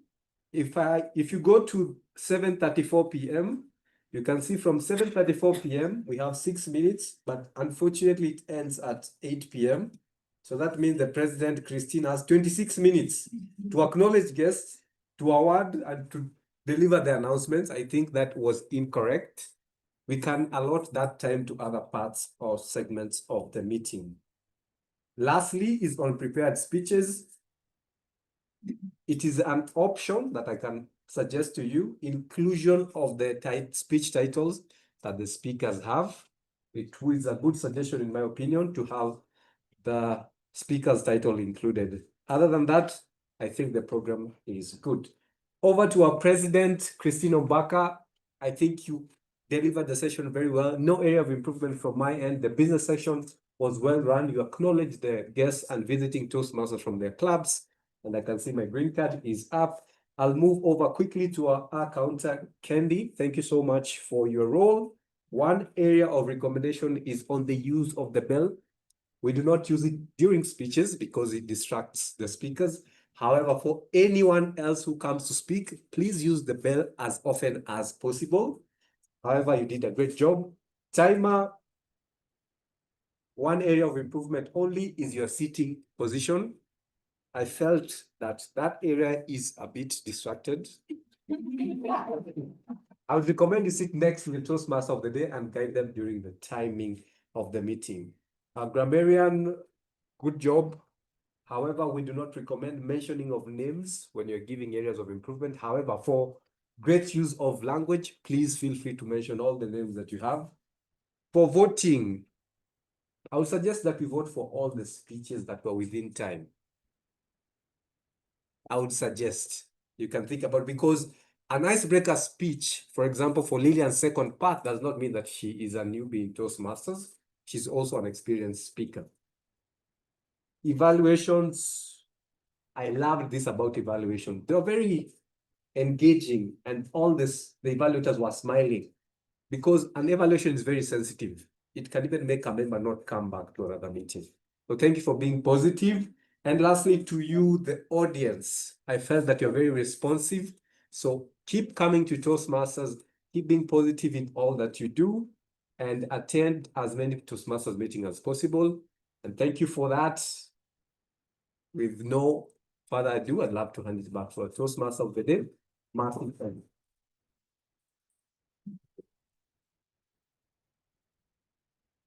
you so much, Toastmaster Derek. Toastmaster Derek is always ready to say yes. I sent him a text and I was like, I'm going to be TMOD at him next year. Do you think you can become GE? I was like, yes, absolutely. So thank you so much, Toastmaster Derek. So as we wrap up, I wonder what's a reflection in your mind. We've had amazing speeches. We've talked about the theme a bit, what makes us feel alive, how do we find these things. We've had some evaluations. We've had some pretty comments here and there.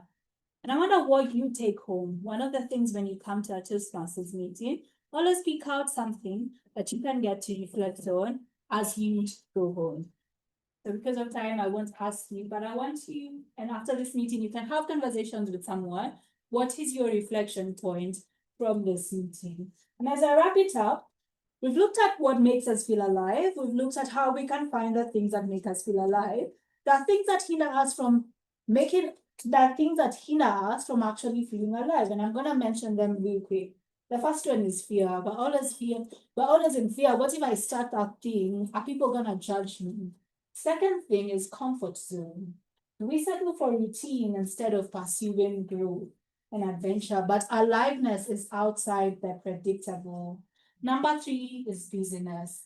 Life can get busy and we can get caught up in the busyness and never settle to find the things that make us feel alive. Yet life is for the living. Number 4, unprocessed pain or past experiences. We all have one thing in our life that is a lot to bear. And sometimes these things can come in the middle of us actually getting to live, and we get caught up in all these things. Number 5, saying yes to everything except yourself. Find ourselves constantly saying yes to people, saying yes to things that don't even please us, and we never get to actually explore the things that feed our heart. I have a theory in life that I use today. Say more no's in life, and you'll actually find yourself saying more yeses to the things that make you feel good. Number 6, lack of intention. Live life constantly reflecting. Am I living or just existing? Seek to live out an intentional life every single day. Because life is a lot of things. And in the middle of chasing your goals, whether it's to become a millionaire, to get married, to have kids, I think choose to find the feel-good flavors, the things that make you feel truly alive. Choose to put everything aside, and if you can, because if you're 20 today and you live up to 30, you have a very short time on earth. But if you're 30 and you live up to 70, you have a long time on earth. But no one knows the time we have here on earth. So live a life that gives you joy every single day. Look, we've taken a journey together. We looked at the things that make our hearts beat louder. We looked at the things we need to start doing to explore our feel-good flavors of life. We've looked at the things that stand in the way. But dear Toastmasters and guests, here is the truth of life. Aliveness is not just a one-time discovery. It's a daily choice to stay open. It's a daily choice to be curious. What is it that you need to start doing? What is it that makes you interested? It's a daily choice to chase joy.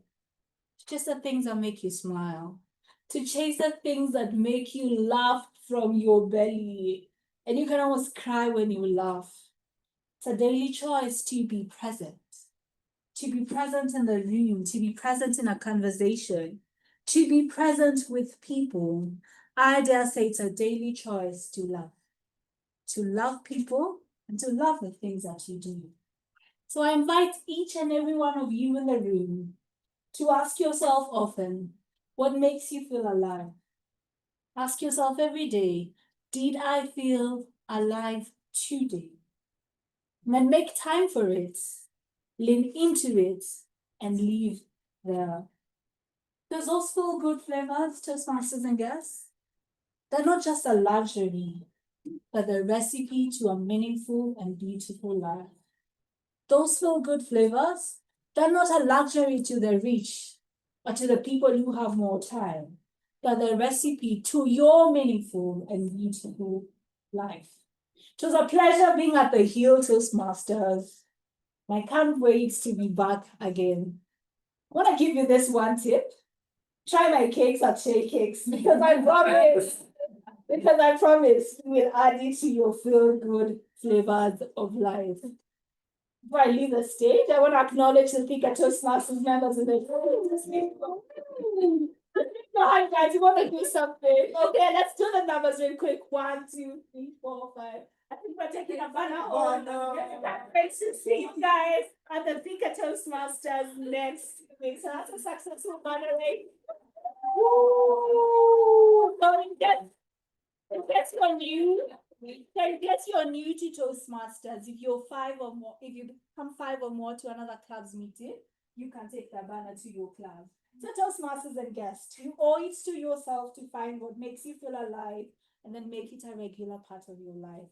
You owe it to yourself to find what makes you feel alive and make it a regular part of your life.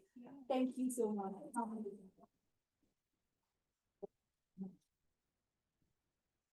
Wow, thank you. Hey, another round of applause. Thank you very much, Toastmaster Mercy. You've been able to blow us away with flavor, carried us through this meeting with poise, and made us think deep on what truly keeps us alive. And we truly appreciate you for that. Despite you coming to raid our banner, we shall come back because we had to get our banner back. And it's a good opportunity for majority of us here present to come and see Thika Toastmasters Club. Are we all going to get our banner back? Definitely. Next one. Hi. Are we all going to get our banner back? Yes. I hope we'll see a number of you there because we need the numbers to be able to get our banner back. So without further ado, allow me to move into the award section. We excited? Okay. So we had various speeches today. The first 2 speeches that were done are what we call icebreaker speeches. For the benefit of the guests who are here, icebreaker speech is the first speech you give when you come into Toastmasters. And that is the reason when they're done with their speech, you noted we all stood up to recognize them. So in case you did not know what that was about, we recognize all people who come in and give their first speech by honoring them with a standing ovation. So that's the reason we stood up when the icebreaker speeches were given. And with that, allow me to invite them here so I can recognize them with this ribbon. We'll begin with Toastmaster Catherine.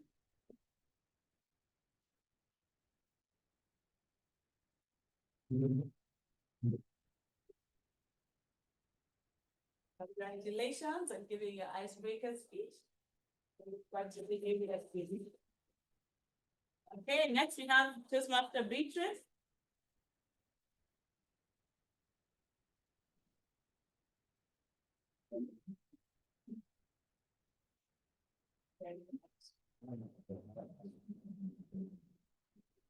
Right, now we move on to award our better role taker, where we shall focus on 2, the better evaluator and the better speaker.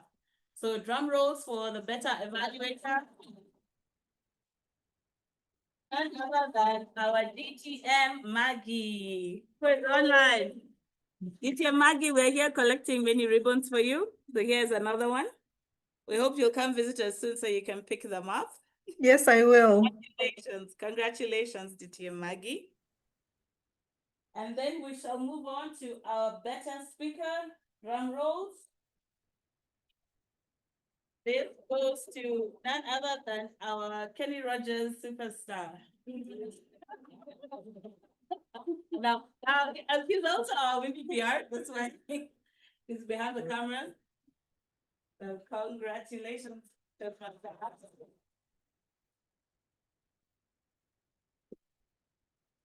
We look forward to hearing more and more juicy speeches from you. And I will have to recognize one of the heaviest roles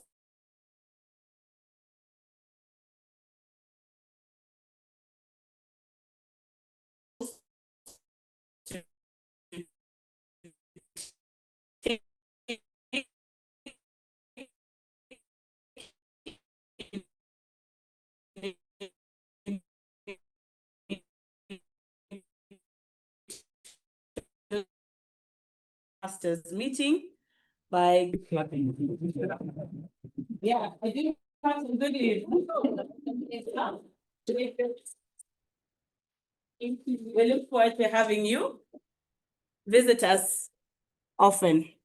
So I will take us through the club business. Are there any announcements? Do we have any announcements from the Exco? No, we don't. I will just mention to the club that this past weekend, there was a training that was done to Exco so that they're able to serve you better. And for the Hill, at least 4 out of 7 were able to attend, which is commendable. The remaining Exco members will be attending the next makeup session within the course of the month so that we can be able to work towards meeting our DCP goals. The other announcement is that this month we have an extra Tuesday. We usually meet on the 1st and the 3rd Tuesday, but for July, we have a 5th Tuesday, which is going to be on 29th of July, because we do not want to let that Tuesday go to waste. We shall be having an online meeting, and the purpose of that meeting is to have administrative business. We plan to have our audit report tabled on that day. This was to be done previously, but we didn't get an opportunity. So we shall have tabling of that report. We shall also have a presentation of the budget so that members are aware of what our club budget is, how we intend to utilize the monies for the club. And finally, we shall be presenting to you what Exco has put down in our club success plan. So on that meeting, we'll be able to break down to you what a club success plan is so that you're aware on the administrative process that goes behind what you have here today. All right. So those are the major announcements that I have today. So how many visitors do we have with us in the house? A show of hands. How many visitors do we have typically? Wow, this must be more than 15. How many visitors do we have online?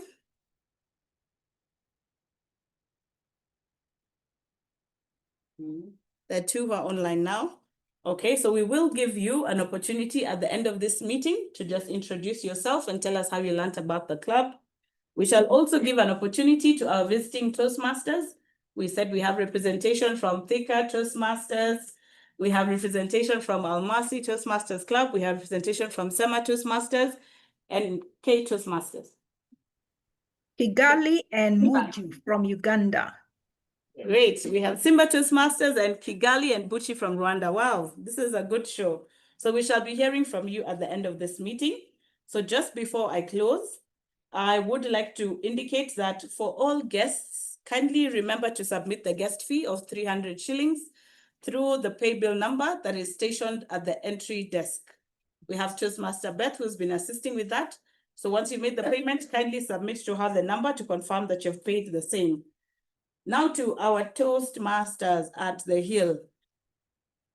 Toastmasters at the Hill. I see a number of you without your tags. You know what that means for us? It means money. Yes, there's a penalty of 200 shillings for every Toastmaster for the Hill who does not have their name tag here. If you have not yet been given your tag for one reason or another, we shall liaise with our IPP Lillian, who's been facilitating that. But for the rest of you, kindly pay 200 shillings to the till number. We use those funds to facilitate the cakes that Shay bakes. All right. So we are supporting her business. So kindly, if you do not have your tags, please remember to pay your penalty of 200 shillings. So without further ado, allow me to close meeting number 183.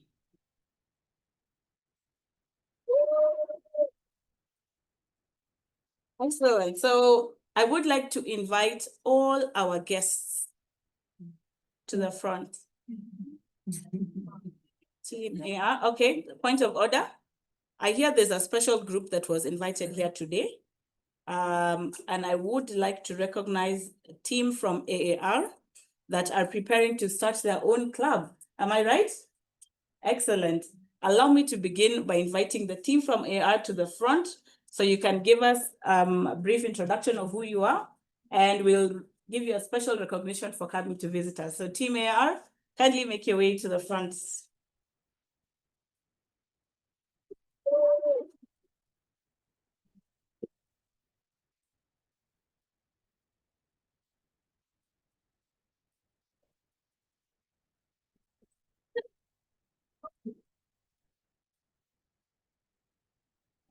So you can introduce yourself. Good evening, Toastmasters. Good evening. Good evening, fellow guests. My name is Abdi. I work at Air Insurance as a contact center nurse. You might be wondering how contact center and nurse are working together, but it happened and that is what I do. I respond to your medical queries, and I'm interested in improving on how I present myself and how I present my messages to the public I deal with and to the clients we have. So it's a pleasure to meet you, and I'm looking forward to meeting you again. Thank you. Good evening, everyone. My name is Sarah Mbaluka from AR Insurance. The company had honor to invite us here so that we can also start our club. I'm an executive assistant, and the interaction with everyone was really good. And so I'm here to improve on public speaking and also to improve on my presentation. Thank you so much. Good evening, Toastmasters. My name is Nelson Muskari. I work in the operations department. We had started this journey some time back in 2017. We fell off a bit, and then now we are coming back. I'm really excited to start this rodeo all over again. For the meeting, I love the meeting. It was devoid of dysentery. And I hope to be back again in these quarters as we embark on this journey that we are starting. Thank you. Good evening, everyone. My name is Charity Wafula. I work at the case management department as a senior care manager. You might also wonder what we do. We are the people, I'll start with the negative, who decline your cases. But on the positive, we are the ones who handle all your medical queries in the insurance when you go to hospital. So, wow, thanks so much. I think I've learned that I'm a matured extrovert. I'm really trying to give people time and not to try and be all over and outshine them. And so thank you so much for the opportunity. We look forward to starting our own also and maturing and growing more in the Toastmasters. Thank you. Thank you all. Allow me to appreciate you for taking your time to join us today. I really wish you all the best as you prepare to begin your own club. Thank you. Feel free to be visiting us whenever you feel the need to. We are always here to support you. Thank you. Thank you. Thank you very much. Okay, now I will invite all other guests to come up to the front. Even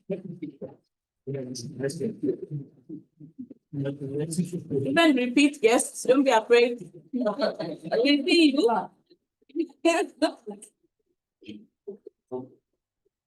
We see you, everyone, please come up to the front.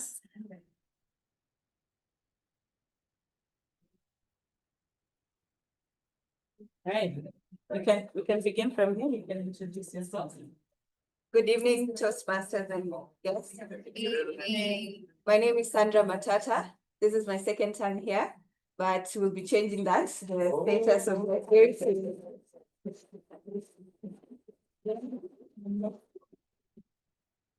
Good evening, everyone. Good evening. Hola. Hola. John, you guys my name. My first time being here. I really loved it. I'll make a point to visit more often and maybe become a member of this wonderful team. Good evening, everyone.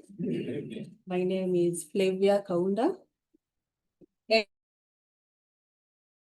And I thought that this club is for people who are not confident in public speaking. So I'm like, everyone here is confident and yeah, but I'm glad to be here.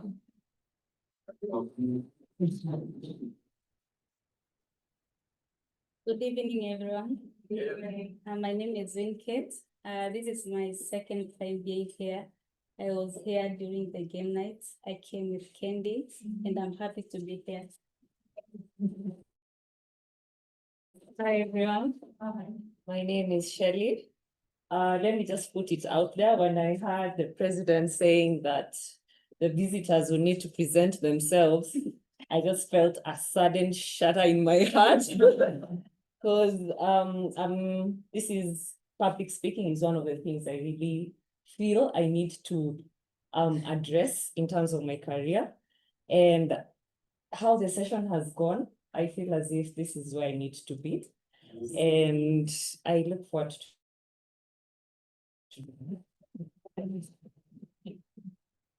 Good evening, Toastmasters. Good evening. Good evening, fellow guests. Yeah, so I felt alive during this meeting, and expectedly, the meeting wasn't desultory. My name is Henry Madaga. I'm a student at the University of Nairobi. I'm pursuing a bachelor degree in medicine and surgery. Yes, Njoroge Maina here is my friend and classmate, and after very importunate urging and consistent invitations, I am very honored to be able to join you today. The very funny thing is that it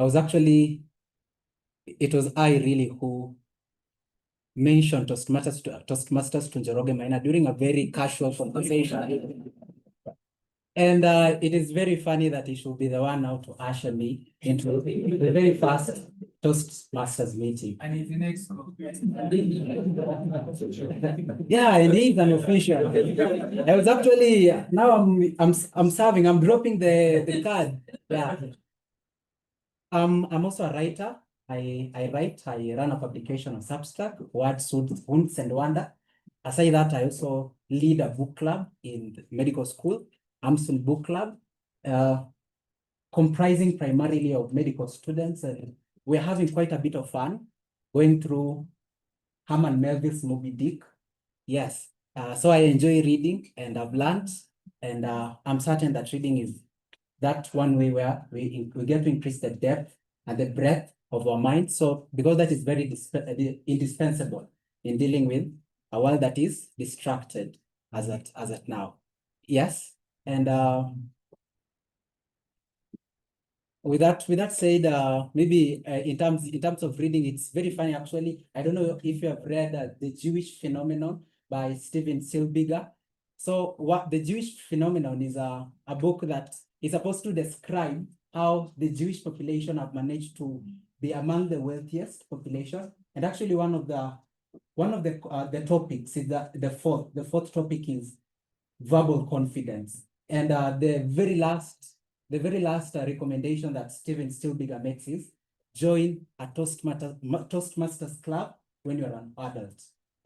And so today, I'm very honored to be a part of you, and I'm looking forward to joining in, to plugging in, because my desire is and it's the desire of every youth to be great in the world. So I have that desire, but even more than that, my desire is to make a real impact in our world today, and in that way to inspire the world and to leave my mark. Thank you so much, and I'm glad to be here.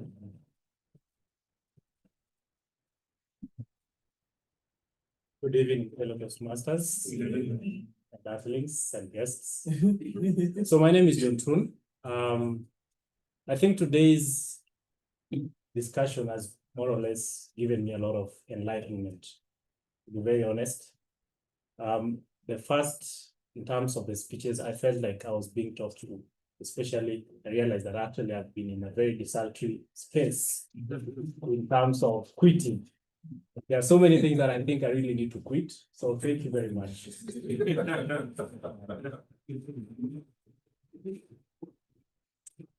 Good evening, fellow Toastmasters and guests. My name is Gladys Mwangi. This is my very first time being here. My friend here tagged me along. I've enjoyed every bit of the conversation, and my take home is always show up. So I'm going to show up, and most probably I'm gonna join the club officially. Thank you.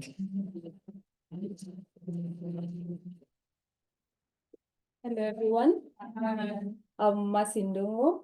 I'm here today with my friend. We were looking for something to have fun with, and I thought we might learn, because I know some friends who are in Toastmasters, and I've attended a couple of meetings, some great content here and there.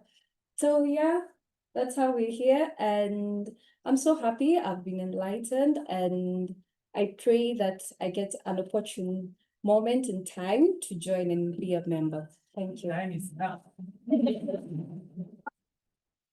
Good evening, Toastmasters and guests. My name is Gladys Gatiba, a project manager by profession. I was introduced to Toastmaster, or I first came to learn about Toastmaster just before COVID. I was just doing my research on where to improve my public speaking skills. I have been talking in public. Confidently, maybe not. So I was very sure of what I wanted to work on. I went to YMCA, the club right next to YMCA, joined, and then COVID hit. But I've been seeing Mercy post about it. So she invited me to this meeting. We've never met in person. Yeah. She was introduced to me by her dad, who was my lecturer. And I was like, let me join. Let me go see the different clubs that are available. I work very close here. I'm trying to find a club that suits, the busy schedule of work and getting money and income. So I hope to join you soon. Thank you.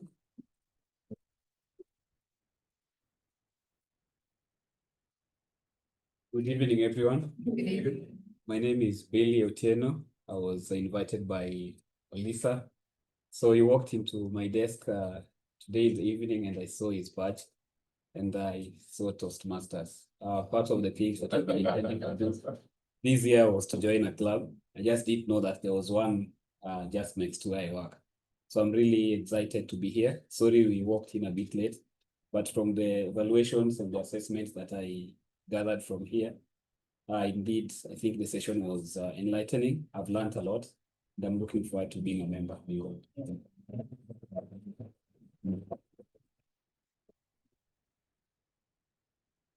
Good evening, everyone. Good evening. My name is Lisa Matata.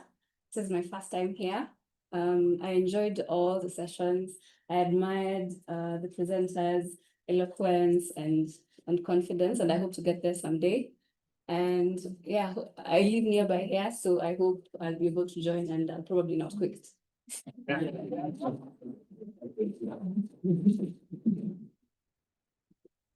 Now, I know what to say. I know what to say. So when I can defend myself. Yeah.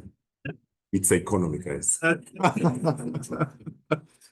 Toastmasters and fellow guests, good evening. Good evening. My name is James Nanomo. This is probably my 6th time. Yeah, I know. But I'm consistent. Exactly. That's another way to look at it. But today's meeting was special. I learned one very important point from Andrew. Quit. Or another way to put it is learn to choose your battle. Learn to choose the battles that matter. Learn to leave the ones that don't. So that was a very important point to me, and I already have a few things that I know I'm going to quit. That's not Toastmasters though, but I'm going to pay. I am. Actually, I am. But Toastmasters has become like a home for me. That's why almost every meeting I come. Because, okay, I would say I'm not one of those people who make very hurried decisions. I normally take my time with some things. And right now I'm in between a rock and hard place, between decisions. So I'm between Toastmasters and something else. But I feel myself more inclined to Toastmasters. And I'm actually going to come, I promise you. So yeah, have a good evening, and you're going to see me again. Accept this token of appreciation to all our guests. We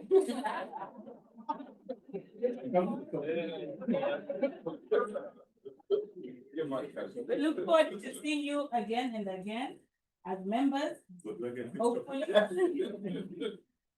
As members, hopefully. I do hope you enjoyed the session. Our Vice President of Membership will be reaching out to all of you to tell you about how to join the club.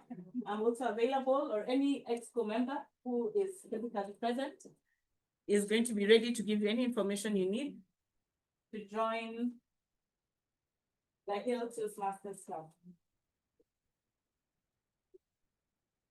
Okay.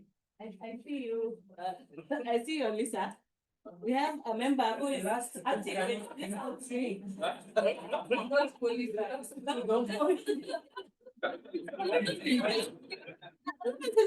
He'll come as a member. All right, so I have the visiting. Oh, yes. Do we have the online guests still? Yes. Logged in? Baraka is asking how to join. Sorry? Samson Baraka is asking how to join. They're not already. It's in the chat. Oh, okay. So I've gotten a request on how to join Toastmasters, the Hill Toastmasters Club. So what will happen?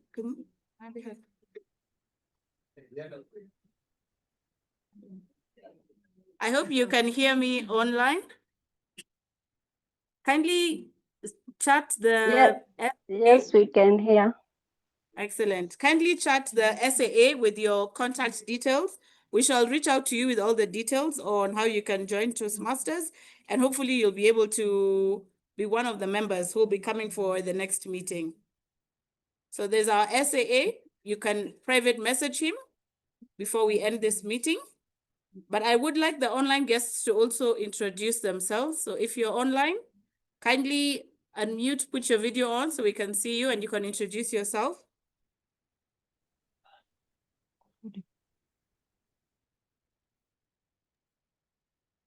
Do we have anyone online? Good evening.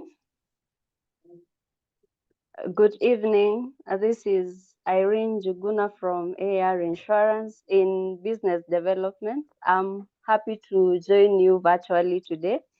The session was very good. Learned a lot. I would like to join Toastmasters to improve in my public speaking, especially when pitching a sale and knowing when to close it and when to let it go. Thank you very much. Excellent. Thank you, Irene. We look forward to hearing from you. We have Shelmith here with us. Thank you. My name is Shelmith from the AR team in the operations department. It was so nice attending the Toastmasters Club today. I can't wait for our own, and it was such a great learning opportunity, and I can't wait to improve on my public speaking skills as well. Thank you. All right. Thank you, Shelmith. We have Toastmaster Obed from Kigali Bilingual. Good evening, ladies and gentlemen, fellow Toastmasters. My name is Abed. I'm the IPP for Kigali Bilingual Toastmasters, of course, from here, Kigali. I attended this wonderful meeting and I was invited by our TMOD, Mercy, from her WhatsApp statuses. Yeah, I love this meeting, especially from the speeches. I was surprised, but a good surprise because this is my first time to ever witness 6 speeches in a meeting, which is not a speakathon and which is not a contest. And this is really showing me why clubs from Kenya and Nairobi, you are the best in East Africa. That's one of the things I learned tonight. And one of the other things I learned tonight is how to conduct hybrid meetings, because it's one of the things we want to try here in Kigali, because we have so many people who don't really attend, who miss our meetings, yet they could enjoy and gain from our meetings. So hybrid meetings can be a really good way to do it. So this meeting was an epitome of a great hybrid meeting we can learn from. Thank you very much. Back to you, Madam President. Okay, thank you. Thank you very much, Toastmaster Obed. Do we have any other guests or visiting Toastmasters online? Yes. Okay, you can unmute and introduce yourself. Okay, so my name is Evelyn Kirago, previously from Nairobi Bottlers Toastmasters Club for like 4 years. It's based in Embakasi under the Coca-Cola company. But currently now I work at Upper Hill and in a different organization. So I got this opportunity to attend the Hill Toastmasters Club, and I can say it's quite exciting. And just from the feedback received from the speeches, it's truly amazing the level of experience which the speeches which have been delivered. I'm quite impressed, and I'll definitely make sure I pop in because I work within Upper Hill to attend it now physical, because I really enjoyed to attend it online. So good job, Madam Timothy. Thank you, Evelyn. We look forward to having you join us physically.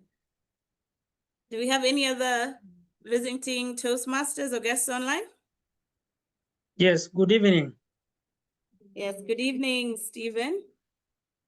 I'm Stephen Kidome from AR Insurance in Claims Department. It was really a great learning experience for me, and I can't really wait to have more interaction in our Toastmaster as we began our own. Thank you. Okay, thank you very much. Thank you very much. Anyone else online? If I move to the physical. Yeah. Keep quiet. Hi. Hi, Brenda. Hello, this is Brenda from Muju Toastmasters Club in Kampala, Uganda. I am so excited. I'm overjoyed I joined this meeting. Thank you for posting it in the Friends of SEMA group. That's how I came to know there was a meeting. It's the first speakathon I have attended, and I have enjoyed it thoroughly. I loved the speeches. The evaluations were top-notch. Really enjoyed myself, and I look forward to joining your other virtual meetings. Thank you. You're welcome, Brenda. Okay, last call for online guests and Toastmasters. Madam President, just to note that Muju is one of our newly chartered clubs. So we are delighted that Brenda was able to join us today. Welcome, Brenda, and back to you, Madam President. All right, thank you for that clarification. Toastmaster Brenda, you're always welcome to join us virtually. We'll provide a learning space and a shoulder to lean on whenever that's needed. So I will move on to the physical team here, our visiting Toastmasters. Allow me to invite a representative from each club to come, introduce yourself, and tell us your meeting times before we proceed to our group photo. I'll start with Thika Toastmasters because you're right here. Okay. All right.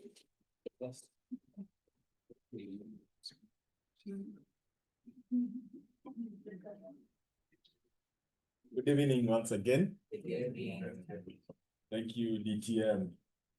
I stand in for the amazing team at Hill Toastmasters. All right, you'll come to Thika for the ban now. There's no quitting that. All right, we meet at Eton Hotel, just around Thika town, 6:30 to 8:30 p.m. We keep time. We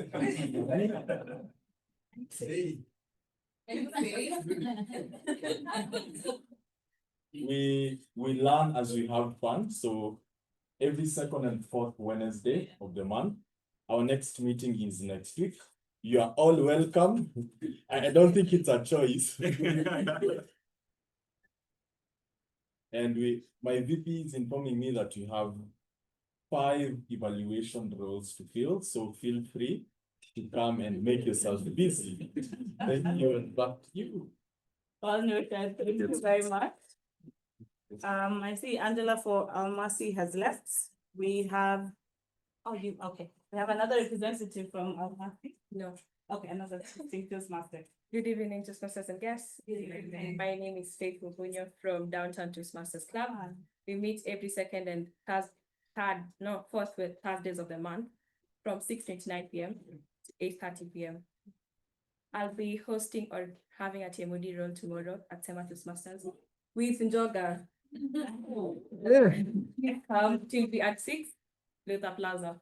You're welcome. Okay.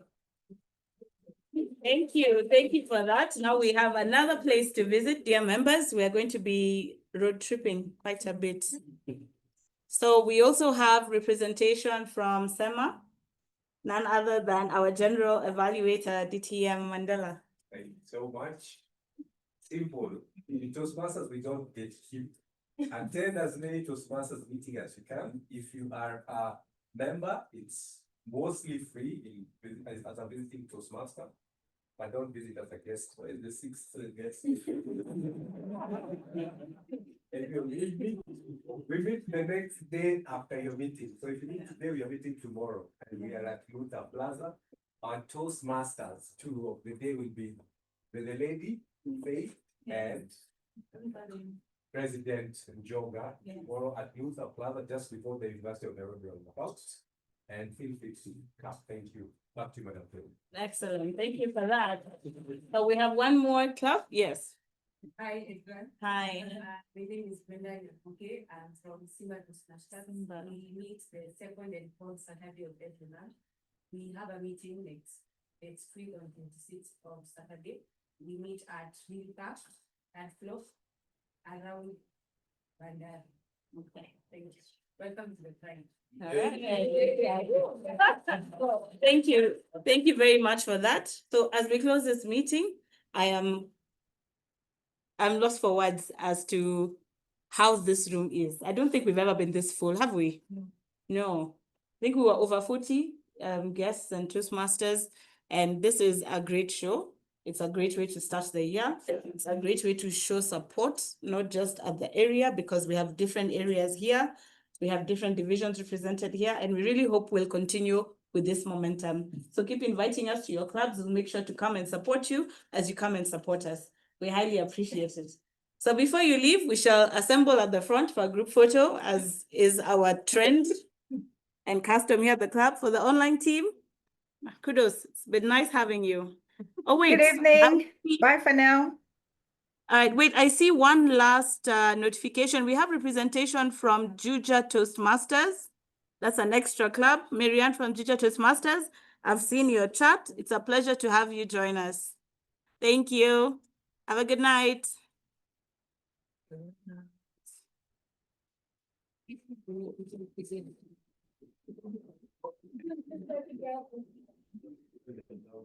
Yeah. Hey, pick my receipt. All right.